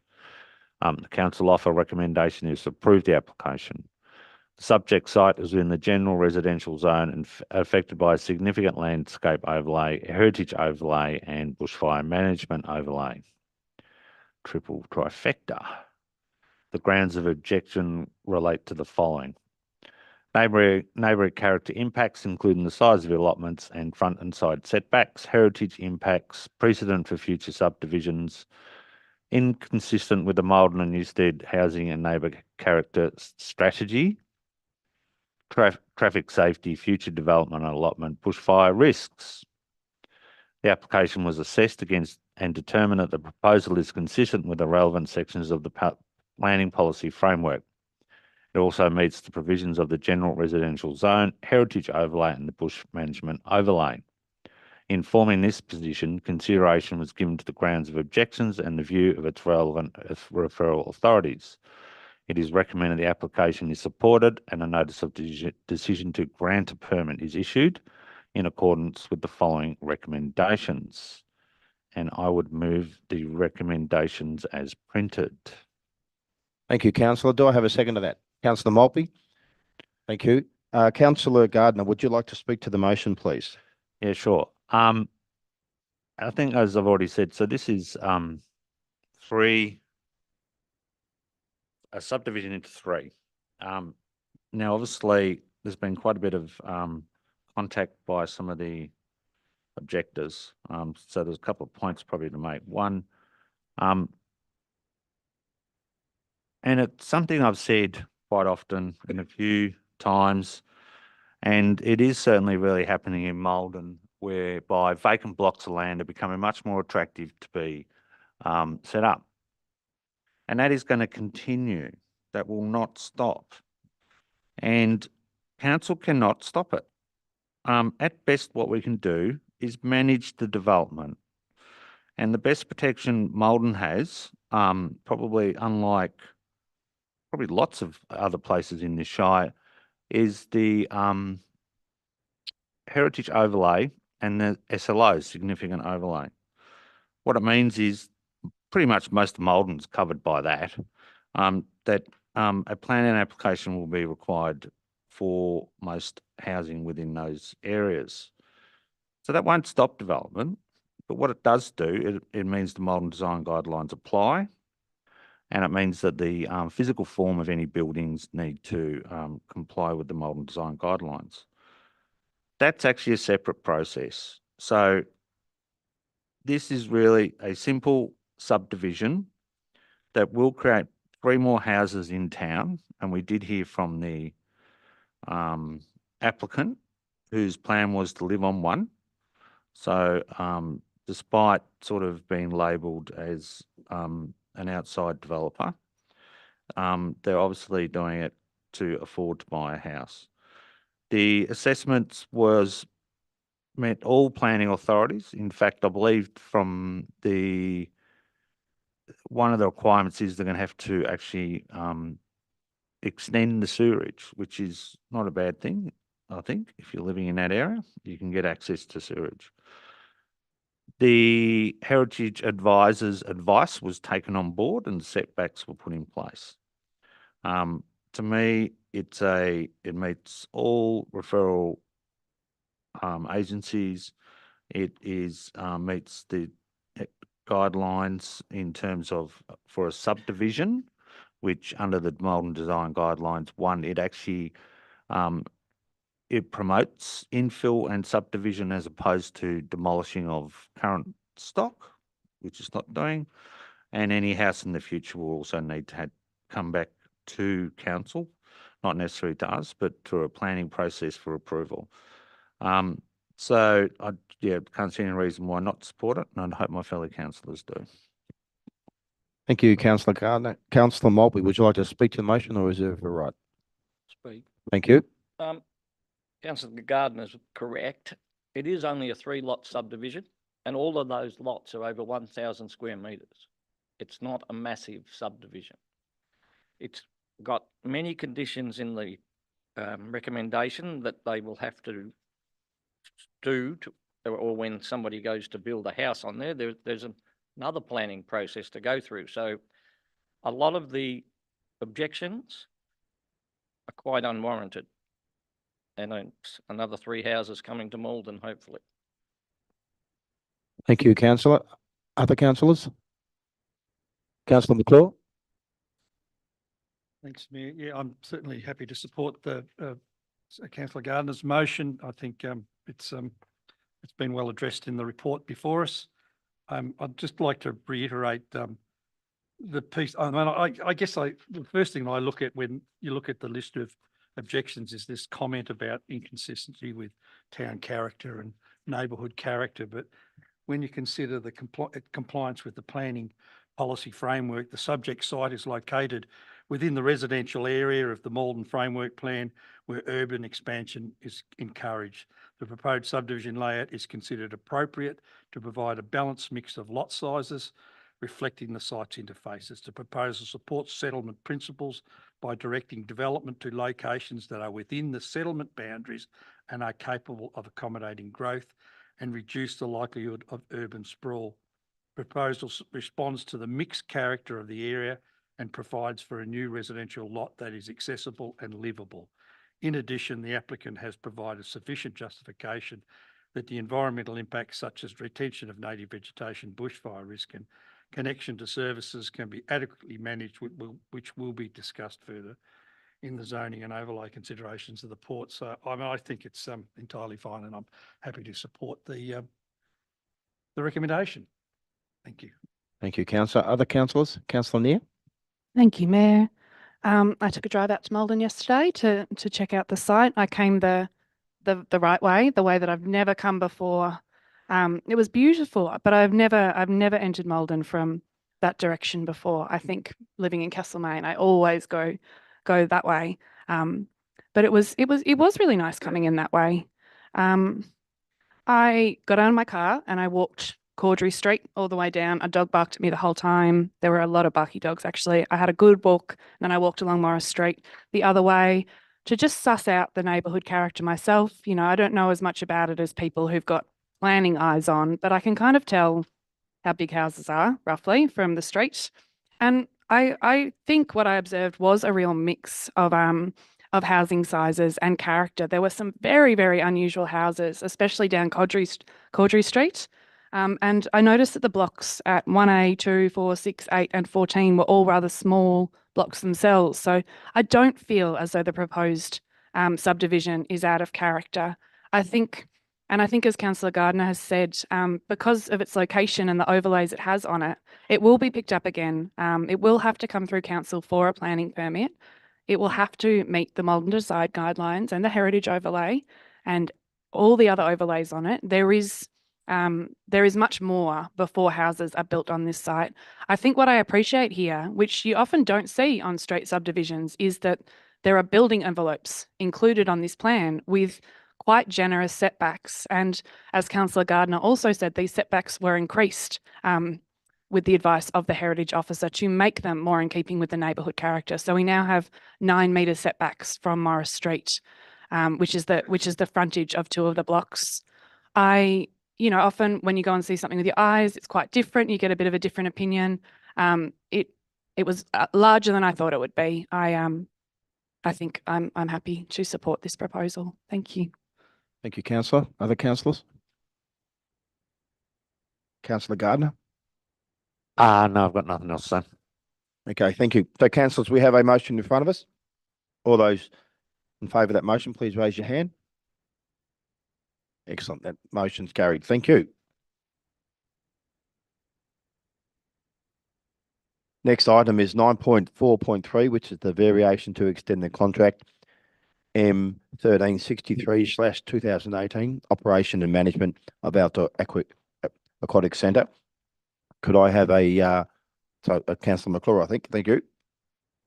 Thanks, Mayor. The purpose of this paper is to present a variation for a 1-year extension of the current contract M1363/2018, which is the management and operation of the outdoor aquatic centres at Castlemaine, Harcourt, Malden and Newstead swimming pools with the Victorian YMCA Community Programming Proprietary Limited, which is the YMCA.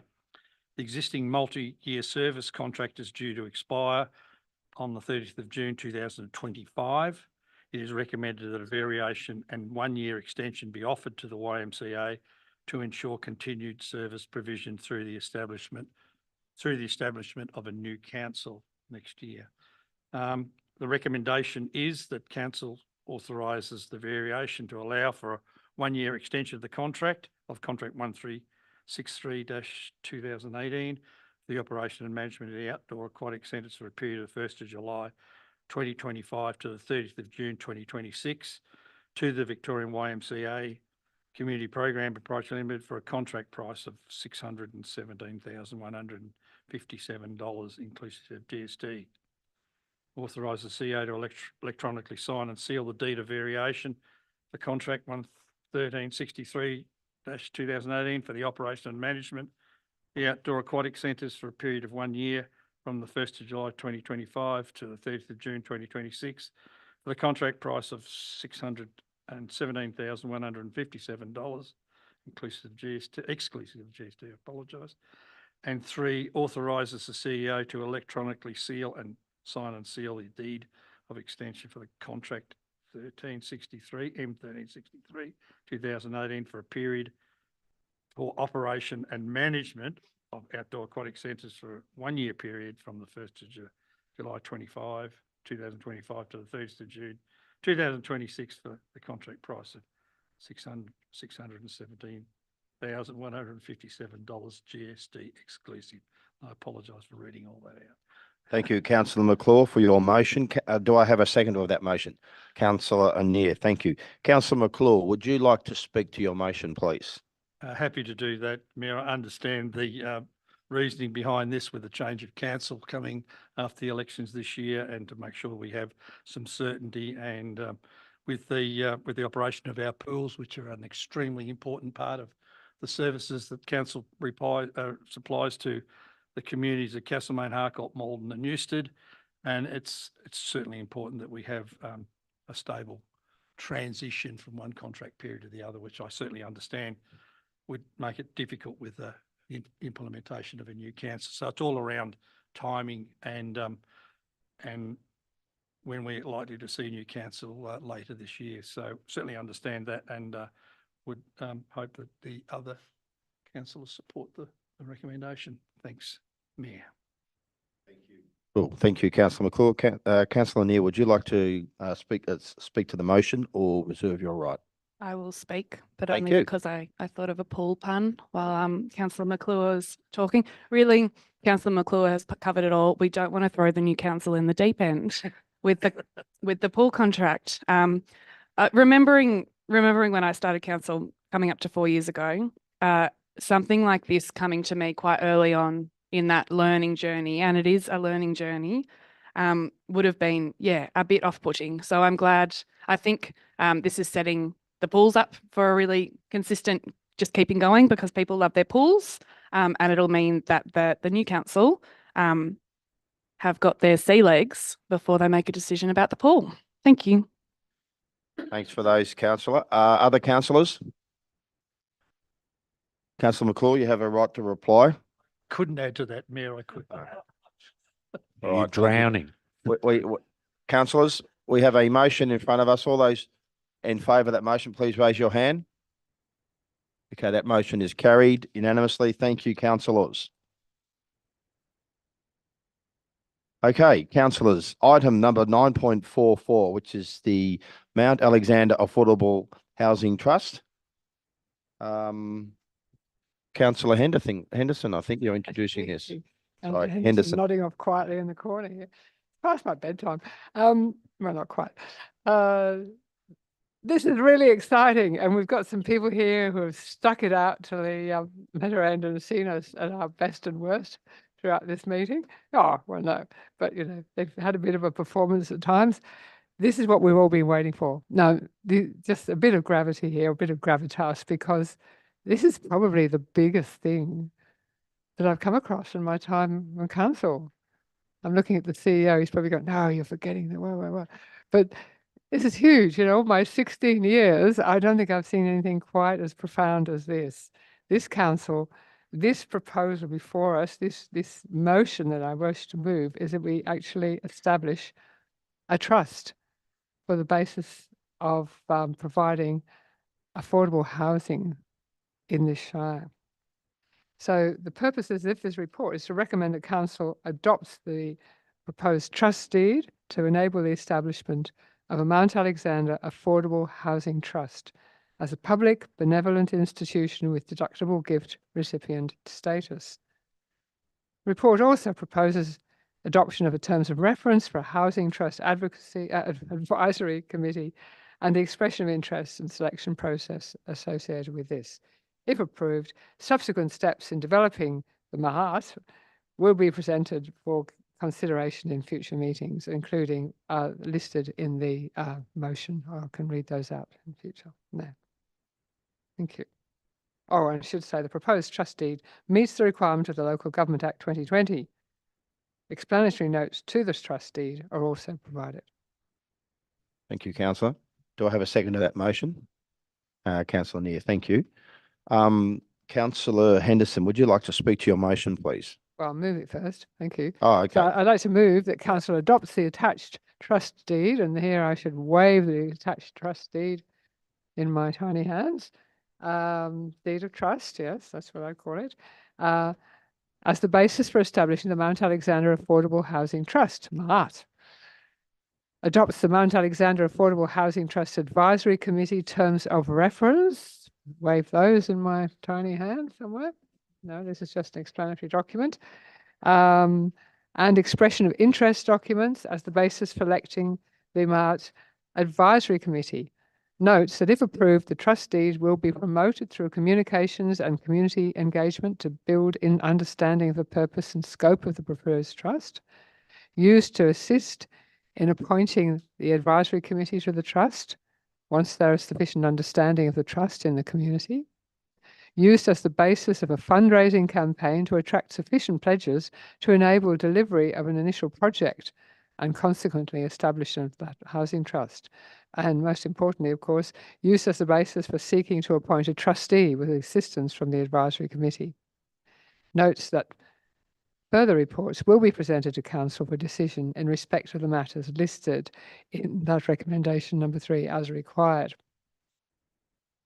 So speaking to this, I could speak for a long time, but I think what we should say, this has been a long journey for council. We started, according to the report here, in February 2022, when our wonderful housing solutions broker, Claire Baker, started talking to us about what we could do, one of her many ideas, and how we could tackle the problem of lack of affordable housing in this shire. And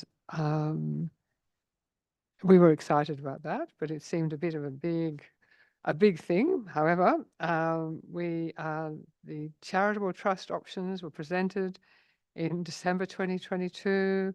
By August 2023, we had a briefing paper outlining the nature and function of the trust. So we were slowly being educated in what is this going to be and could it work?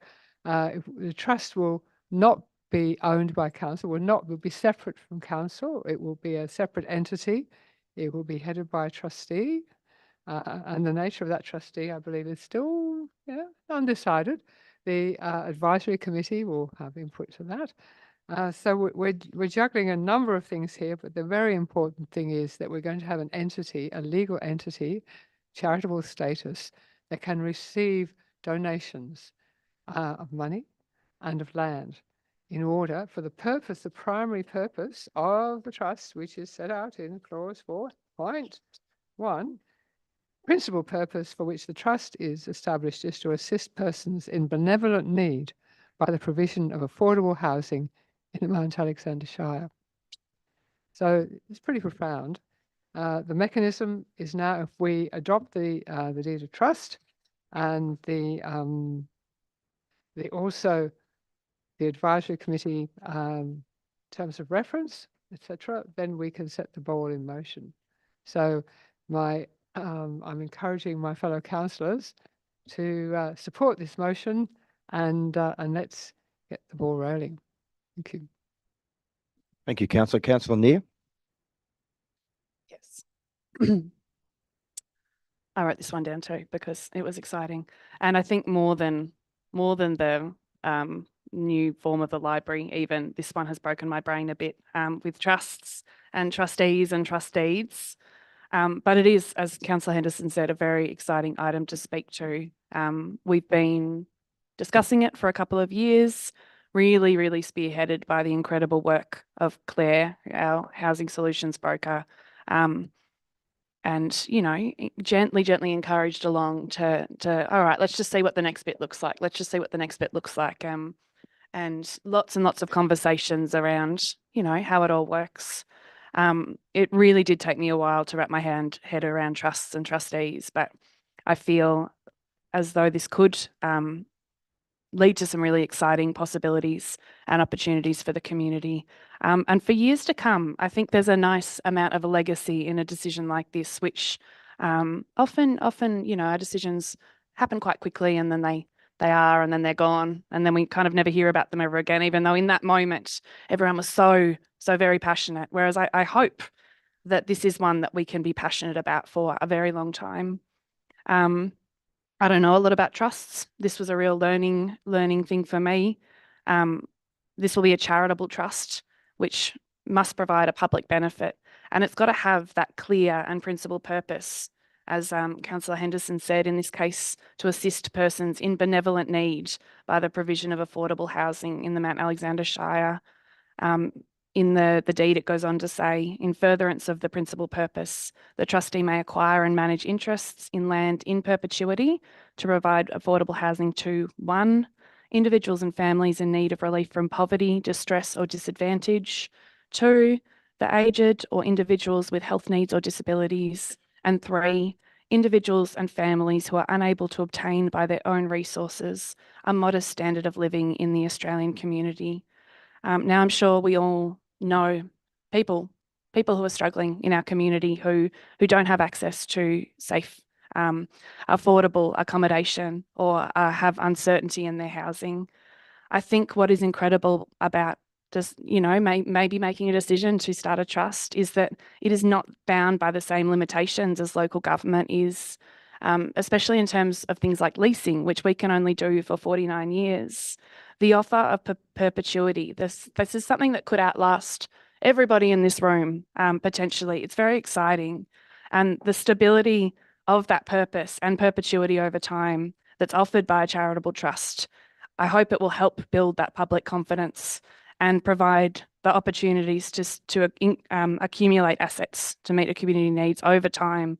I think the longevity of it is what is so exciting for me, that it's not just a sprint to the finish line, that it can be something that keeps going. It's really important that the terms of the trust are clear enough to protect its intended purpose, but they've also got to be sufficiently flexible to respond to changing circumstances, needs and opportunities over a long time. Because we want this trust to exist, hopefully for a long time, it means that it needs to be able to fit into new situations as they emerge and to respond to those opportunities as they come up.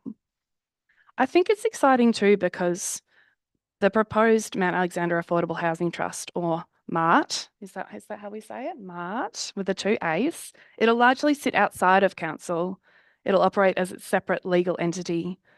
And that, you know, that is big for council. Council, it's hard for us to trust sometimes, I think, to trust that we can, and you know, it's in the name, it is a trust. And throughout this process, I have realised more and more that starting a trust, appointing a trustee, it requires an amount of trust from the organisation doing it, because we won't be directly responsible for what it does, for what's happening. We have to trust that we are the appointer with a capital A, very impressive, but we will appoint the trustee and we will appoint the proposed advisory committee who will help us appoint the trustee. I'm really excited about the advisory committee. I think it is a great opportunity for one of the many passionate, actually 7 of them, 7 of the very passionate, experienced, you know, people who can get stuff done and have their finger on the pulse to sit on this advisory committee and to advise the trustee. And I think it's great that we're intending to get them on right at the start to help form what the trustee looks like and to advise on their appointment as well. So that's all in the future, but once appointed, hopefully the trustee, advised by the advisory committee, will advance the principal purpose by securing land that will then be used to develop housing on. And it'll be able to accept donations of land or money from people in our community, people outside of community, for anyone. It'll have DGR status, which means it is tax deductible. Based on the input we have from philanthropic and public trust sector, we know that the trust needs to obtain initial capital of $3 to $5 million to make appointment of a corporate trustee and operational commencement feasible. That is a big amount of money. But what has been so impressive is that slightly earlier in this meeting, this council endorsed a budget that includes within it $500,000 to put towards MART, towards its establishment. I really hope, and I will acknowledge the mayor here, whose suggestion it was, and who, you know, good on you, because you have championed this right from the start.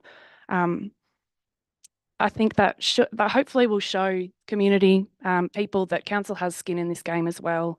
We are not sitting back expecting everyone else to do the work for us. We are right there in this with you. As much as we won't be controlling it all, we are just as much a part of this as we hope the rest of the community will be.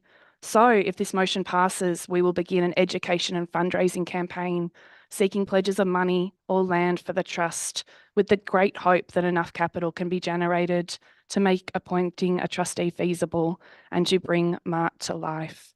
I think this is one of the biggest decisions I've made during my time on council. It is something that I'm extremely excited about because I see it stretching into the future. And that is what we need. We need things with longevity. And I think I'm really excited that we are pursuing this. Thank you. Thanks, councillor. Other councillors? Councillor McClure? Thank you, Mayor. Yeah, look, absolutely happy to support the motion and well spoken, Rosie, again. You've said everything, so we don't really. I recall the conversation that we had at the start of our budget considerations, and it was early last year, and ever it was, the first thing that was put on the table was the $500 from 500,000.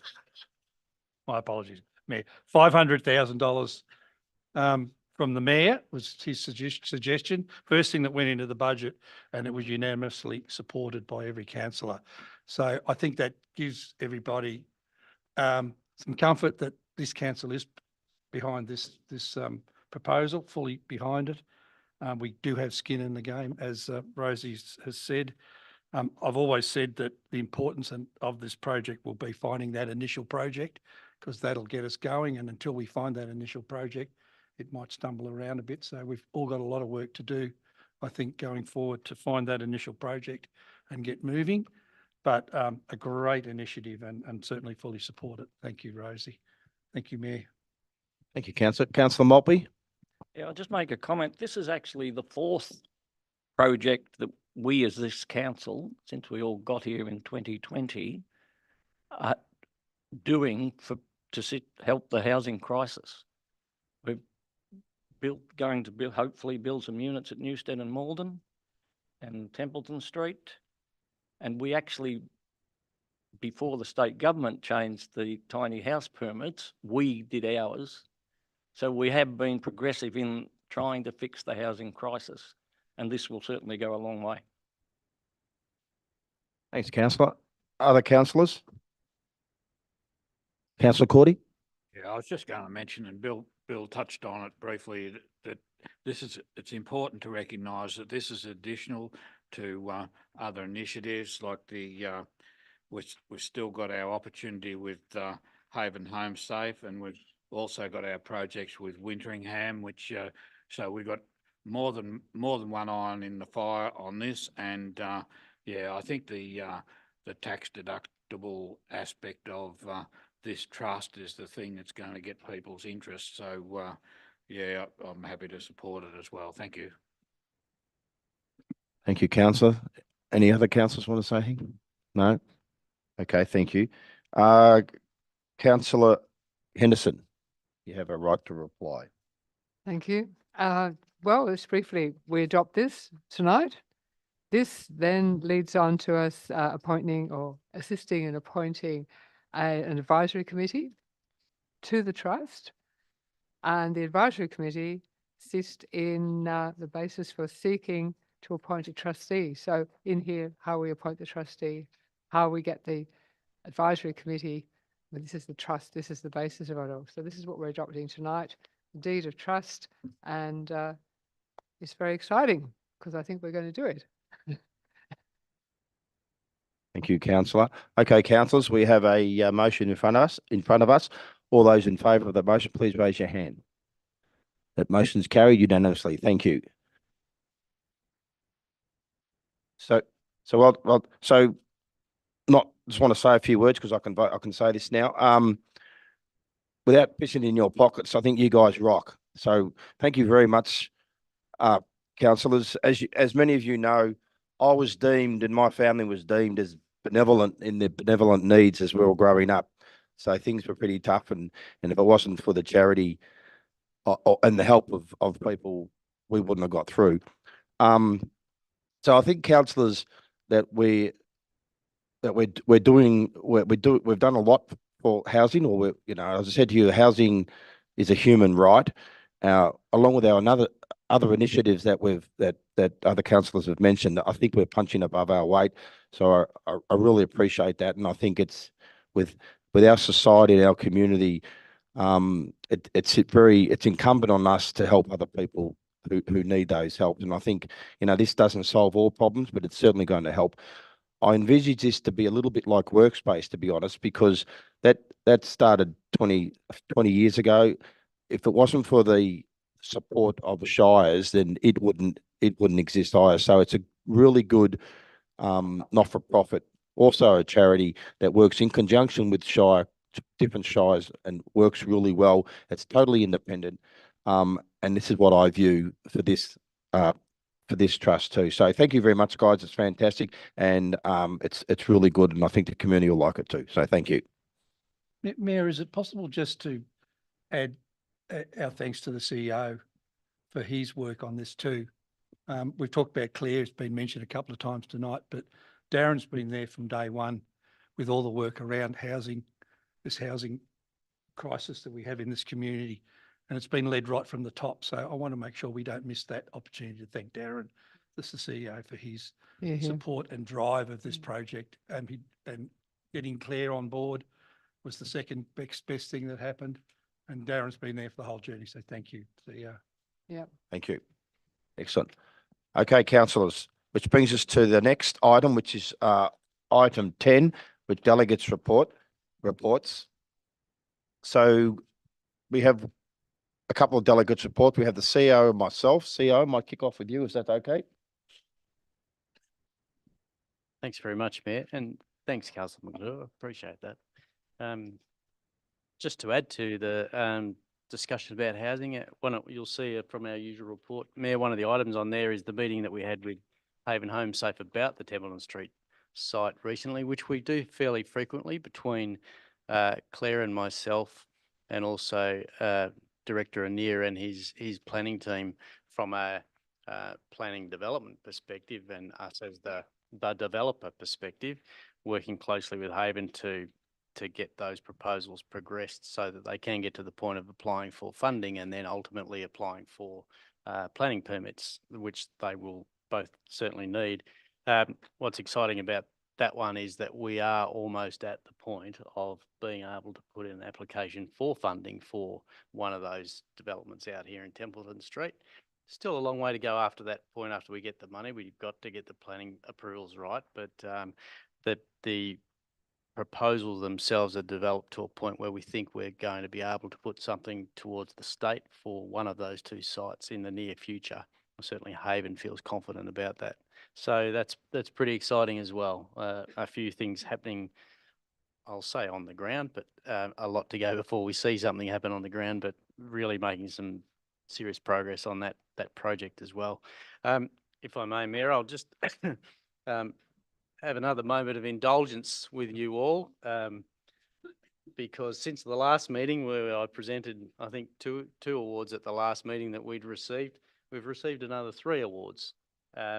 So this, in no particular order, may I say, there was a Landscape Architecture Awards for Victoria from the Australian Institute of Landscape Architects. Council, or the applicant was in fact our consultant, but Council's Railway Precinct Master Plan was given a Regional Achievement Award for that master plan in the last month or so, which is fantastic. We also got one that I I know will be, or I know it is very close to all of your hearts, which was the award that we received recently for the Australia Day Survival Day celebration. All of you make a huge contribution to that, and I know you're very passionate about it. We received a Magali Award, which is from Reconciliation Victoria, for that event. That's the second Magali Award that we've received in the last couple of years or so for the work that we do alongside the Indigenous community here in Mount Alexander Shire. So that was a pretty exciting one to get as well. And the last one is, I think, Director Knight, as far as we know, the first international award that we've received for our work, which was the Australasian Reporting Award, which was for the 2022-23 annual report that we did. And we received a bronze award in that International Australasian Award. So it's been a good month, councillors. Excellent. Anything else, CEO? That'll do, I think, Mayor. Okay. Councillor Neer, do you have a delegate's report? Yes, thank you, Mayor. I forgot how to talk for a minute. I went along with a couple of our staff members who worked very hard on Australia Day Survival Day to receive the Magali Award for our Australia Day Survival Day event. It is our second in 2 years because I've only been doing them for 2 years. So if we win another one next year, that would be amazing. They really love the work that we're doing in Mount Alexander Shire. I got to speak with a lot of people from other councils and from Reconciliation Victoria, and they, as much as, yes, there is always more work to do, we are very much ahead of the game in lots and lots of ways. And I think almost, yes, the Australia Day Survival Day event is one of our best things that we do. And I've said this so many times before, but watching over the last 4 years that I've been attending, watching people get on board and come along and have a good time, it doesn't really matter. Yeah, it doesn't matter too much what you think about things. There's a safe place there for everyone, and I feel like that was really recognised and celebrated at the Magali Awards, with lots of people saying that they wish they could do what we did in their areas. Also, just recently has been Sorry Day and National Reconciliation Week. I went along with the Mayor and the CEO and some other councillors as well along to both of those. They were both really, really beautiful. Sorry Day, yeah, was fantastic. And the Mayor's speech was really, really good. I really loved listening to him speak and reflect on Sorry Day. And the start of Reconciliation Week was incredible. Listening to Uncle Ron interview or have a chat with Nikki Winmar, and that was very cool. I thought very, very special. What I would really like to mention is not a council related one, but I would like to give a shout out to a few of our local primary schools who were nominated for Resource Smart Awards through that are run by Sustainability Victoria. So we have a really good track record of our schools doing well at these awards over the last several years, because so many of our schools are sustainability minded. But we had 3 schools nominated this year, and 2 of them won their categories. So the Castlemaine Steiner School and Kindergarten won the award for Student Action Team of the Year after being inspired by attending the awards last year. In 2023, they started an eco club, which now has 20 members, and they run 4 different activities at their school, all to do with sustainability and caring for country. But I really want to give a big shout out to Chewton Primary School, who won the overall School of the Year for the work they are doing with their Reconciliation Action Plan, which has itself won awards, for the work they are doing with our local Aboriginal community, and for the work they are doing caring for country and welcoming and promoting going onto country in culturally safe ways to other people. It is a really well-deserved award. The work Chewton have been doing in this area over the last couple of years has been incredible, and I am just really proud of both of those schools. Winters Flat Primary School was also nominated for Campus Infrastructure and Operations School of the Year for their Sensory Garden project. So that's, again, 3 of our schools nominated, 2 winners. Yes, our young people are doing amazing things in the sustainability space. And I just wanted to acknowledge the hard work that they and their teachers are doing to make them such wonderful young people who care so much, and their parents too, probably. Thank you. Thank you, Councillor. Councillor Cordy? No. Okay. Councillor Henderson? Yes, I'd just like to say that I had the honour of travelling to Dingy with Director Anir. I was very pleased to drove. Thank you very much. Great driver. To the launch of JARA's Janjak Wee strategy. Well, you know, you get in a car with someone you haven't driven before and they're not a good driver and it's a long drive. It's a pretty scary experience. No, so I was very relaxed. Nice. And so, yeah, so JARA have been launching a number of strategies. And this one was very exciting. The Country Fire Janjak Wee strategy about cultural burning on country. Tandang Swamp was the site. It was a big affair. There would have been a couple of hundred, maybe, people, mostly in uniform. It was the biggest muster of large SU vehicles I've ever seen, parked outside, suitably far distant from the actual fireplace, because there are lots of forest fire management people there. And it was quite something. The ceremony was very impressive, and people, unfortunately, we couldn't stay to actually go and see some example of cultural burning, but we did witness the area had been burnt and was looking pretty healthy. I just was hoping that the forest fire management people who've been charring the forest around my way for the last couple of months in the most extreme manner because of the dry conditions, you know, I'm just hoping for the day when they and JARA can actually learn from each other a bit more, or rather, and we can have a bit more sensitive fire management going on in our local forest, because it's been pretty rough.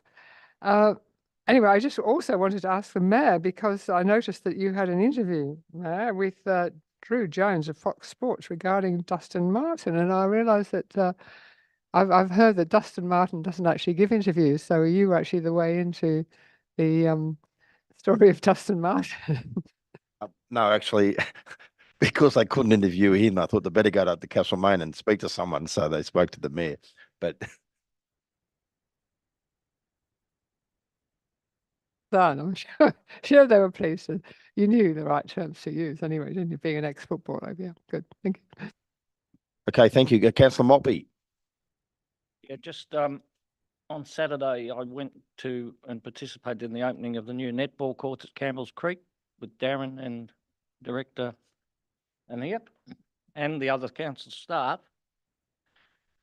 And we thanked the state and federal government for their major contribution financially, but I think the point I want to make is our staff actually did the work and organised it, and it is a very excellent facility. And the Campbell's Creek sports community are very happy, and they know that we've got a commitment to continue to upgrade that area, which is in our plans. Okay, thank you. Thank you. Any other councillors while I've got you? Yeah, Councillor McClure. Just quickly, we had the pleasure with Councillor Henderson attending the industry placement presentation the other morning, which I really enjoyed, about archiving, and Council has an incredible amount of history, and it's stuck in interesting places. And we had some really passionate staff members telling us about some of the inventory and archiving that they've discovered in relation not only to this shire but surrounding the old Metcalfe and Newstead and other shires, which has been languishing somewhere in storage rooms. So I found it really good and I really enjoyed it. So thank you for the invitation to attend that morning. It was really good, and to listen to, and I can't remember the chap's name, but he was certainly passionate about his thing. And the other thing that I enjoyed was attending the opening of the Jazz Festival, as did our Mayor. And it reminded me to think about, it was opened by the senior secondary college community or band and their choir. And they were absolutely brilliant. And they've also won awards in South Australia. The band, the brass band, has won awards at the recent competition in South Australia. And in fact, one of the members of that band was picked out, and there were 120, I think, kids from around the country played at this competition, and he was picked out as the #1 trombone player out of all those kids. And he's also a member of the Thompson's Foundry Band, so that's where he lies. So great kid, and some of the learning and the work that some of these kids are doing in our community with music at the school anyway is absolutely brilliant. Thanks, Mayor. Okay, thank you. So it comes to me now. So we had 3 festivals. I opened 3 festivals. The documentary film festival for the locals I opened up, which was fantastic. We had 12 local 6-minute documentaries, and it's a good way to learn a whole bunch of different things. And they were really good. I enjoyed the night, actually. I had the Zinda Multicultural Festival and the Jazz Festival, as Councillor McClure said. But there's an initiative which I really like with the Jazz Festival, where they have the Thompson Foundry Band, which is the longest, one of the longest jazz bands going around. But with the school, they stick the young students next to some of the foundation, the members there, and they play along with each other, which is really fantastic because I think they can learn from each other. And just before I go, I just wanted to say a tribute to Dustin Martin, and congratulations to him over the weekend, because he played his 300th game on the weekend with the AFL. Dustin was born in Castlemaine. He's played with Campbell's Creek and the Castlemaine footy clubs. He's never played a reserve game. He's played a 3 AFL premiership. He's been a 3 AFL premiership player. He's won 3 Norm Smith medals, a Brownlow medal. He's 4 times All-Australian, 2 times Jack Dyer medal, 3 times Gary Ayres Award. He's won the Lee Matthew Trophy, which is the AFL Player Association Most Valuable Player. So I just want to congratulate him on his success. You can't argue with that. Thank you. The next item on the agenda is item 11, which is notice of a motion, of which there is nil. Item 12 was urgent special business, which is nil. 13 is confidential items, which is nil. And item 14 is closing the meeting. Thank you very much for your attendance, and thank you for coming in the gallery. Thank you. Good night.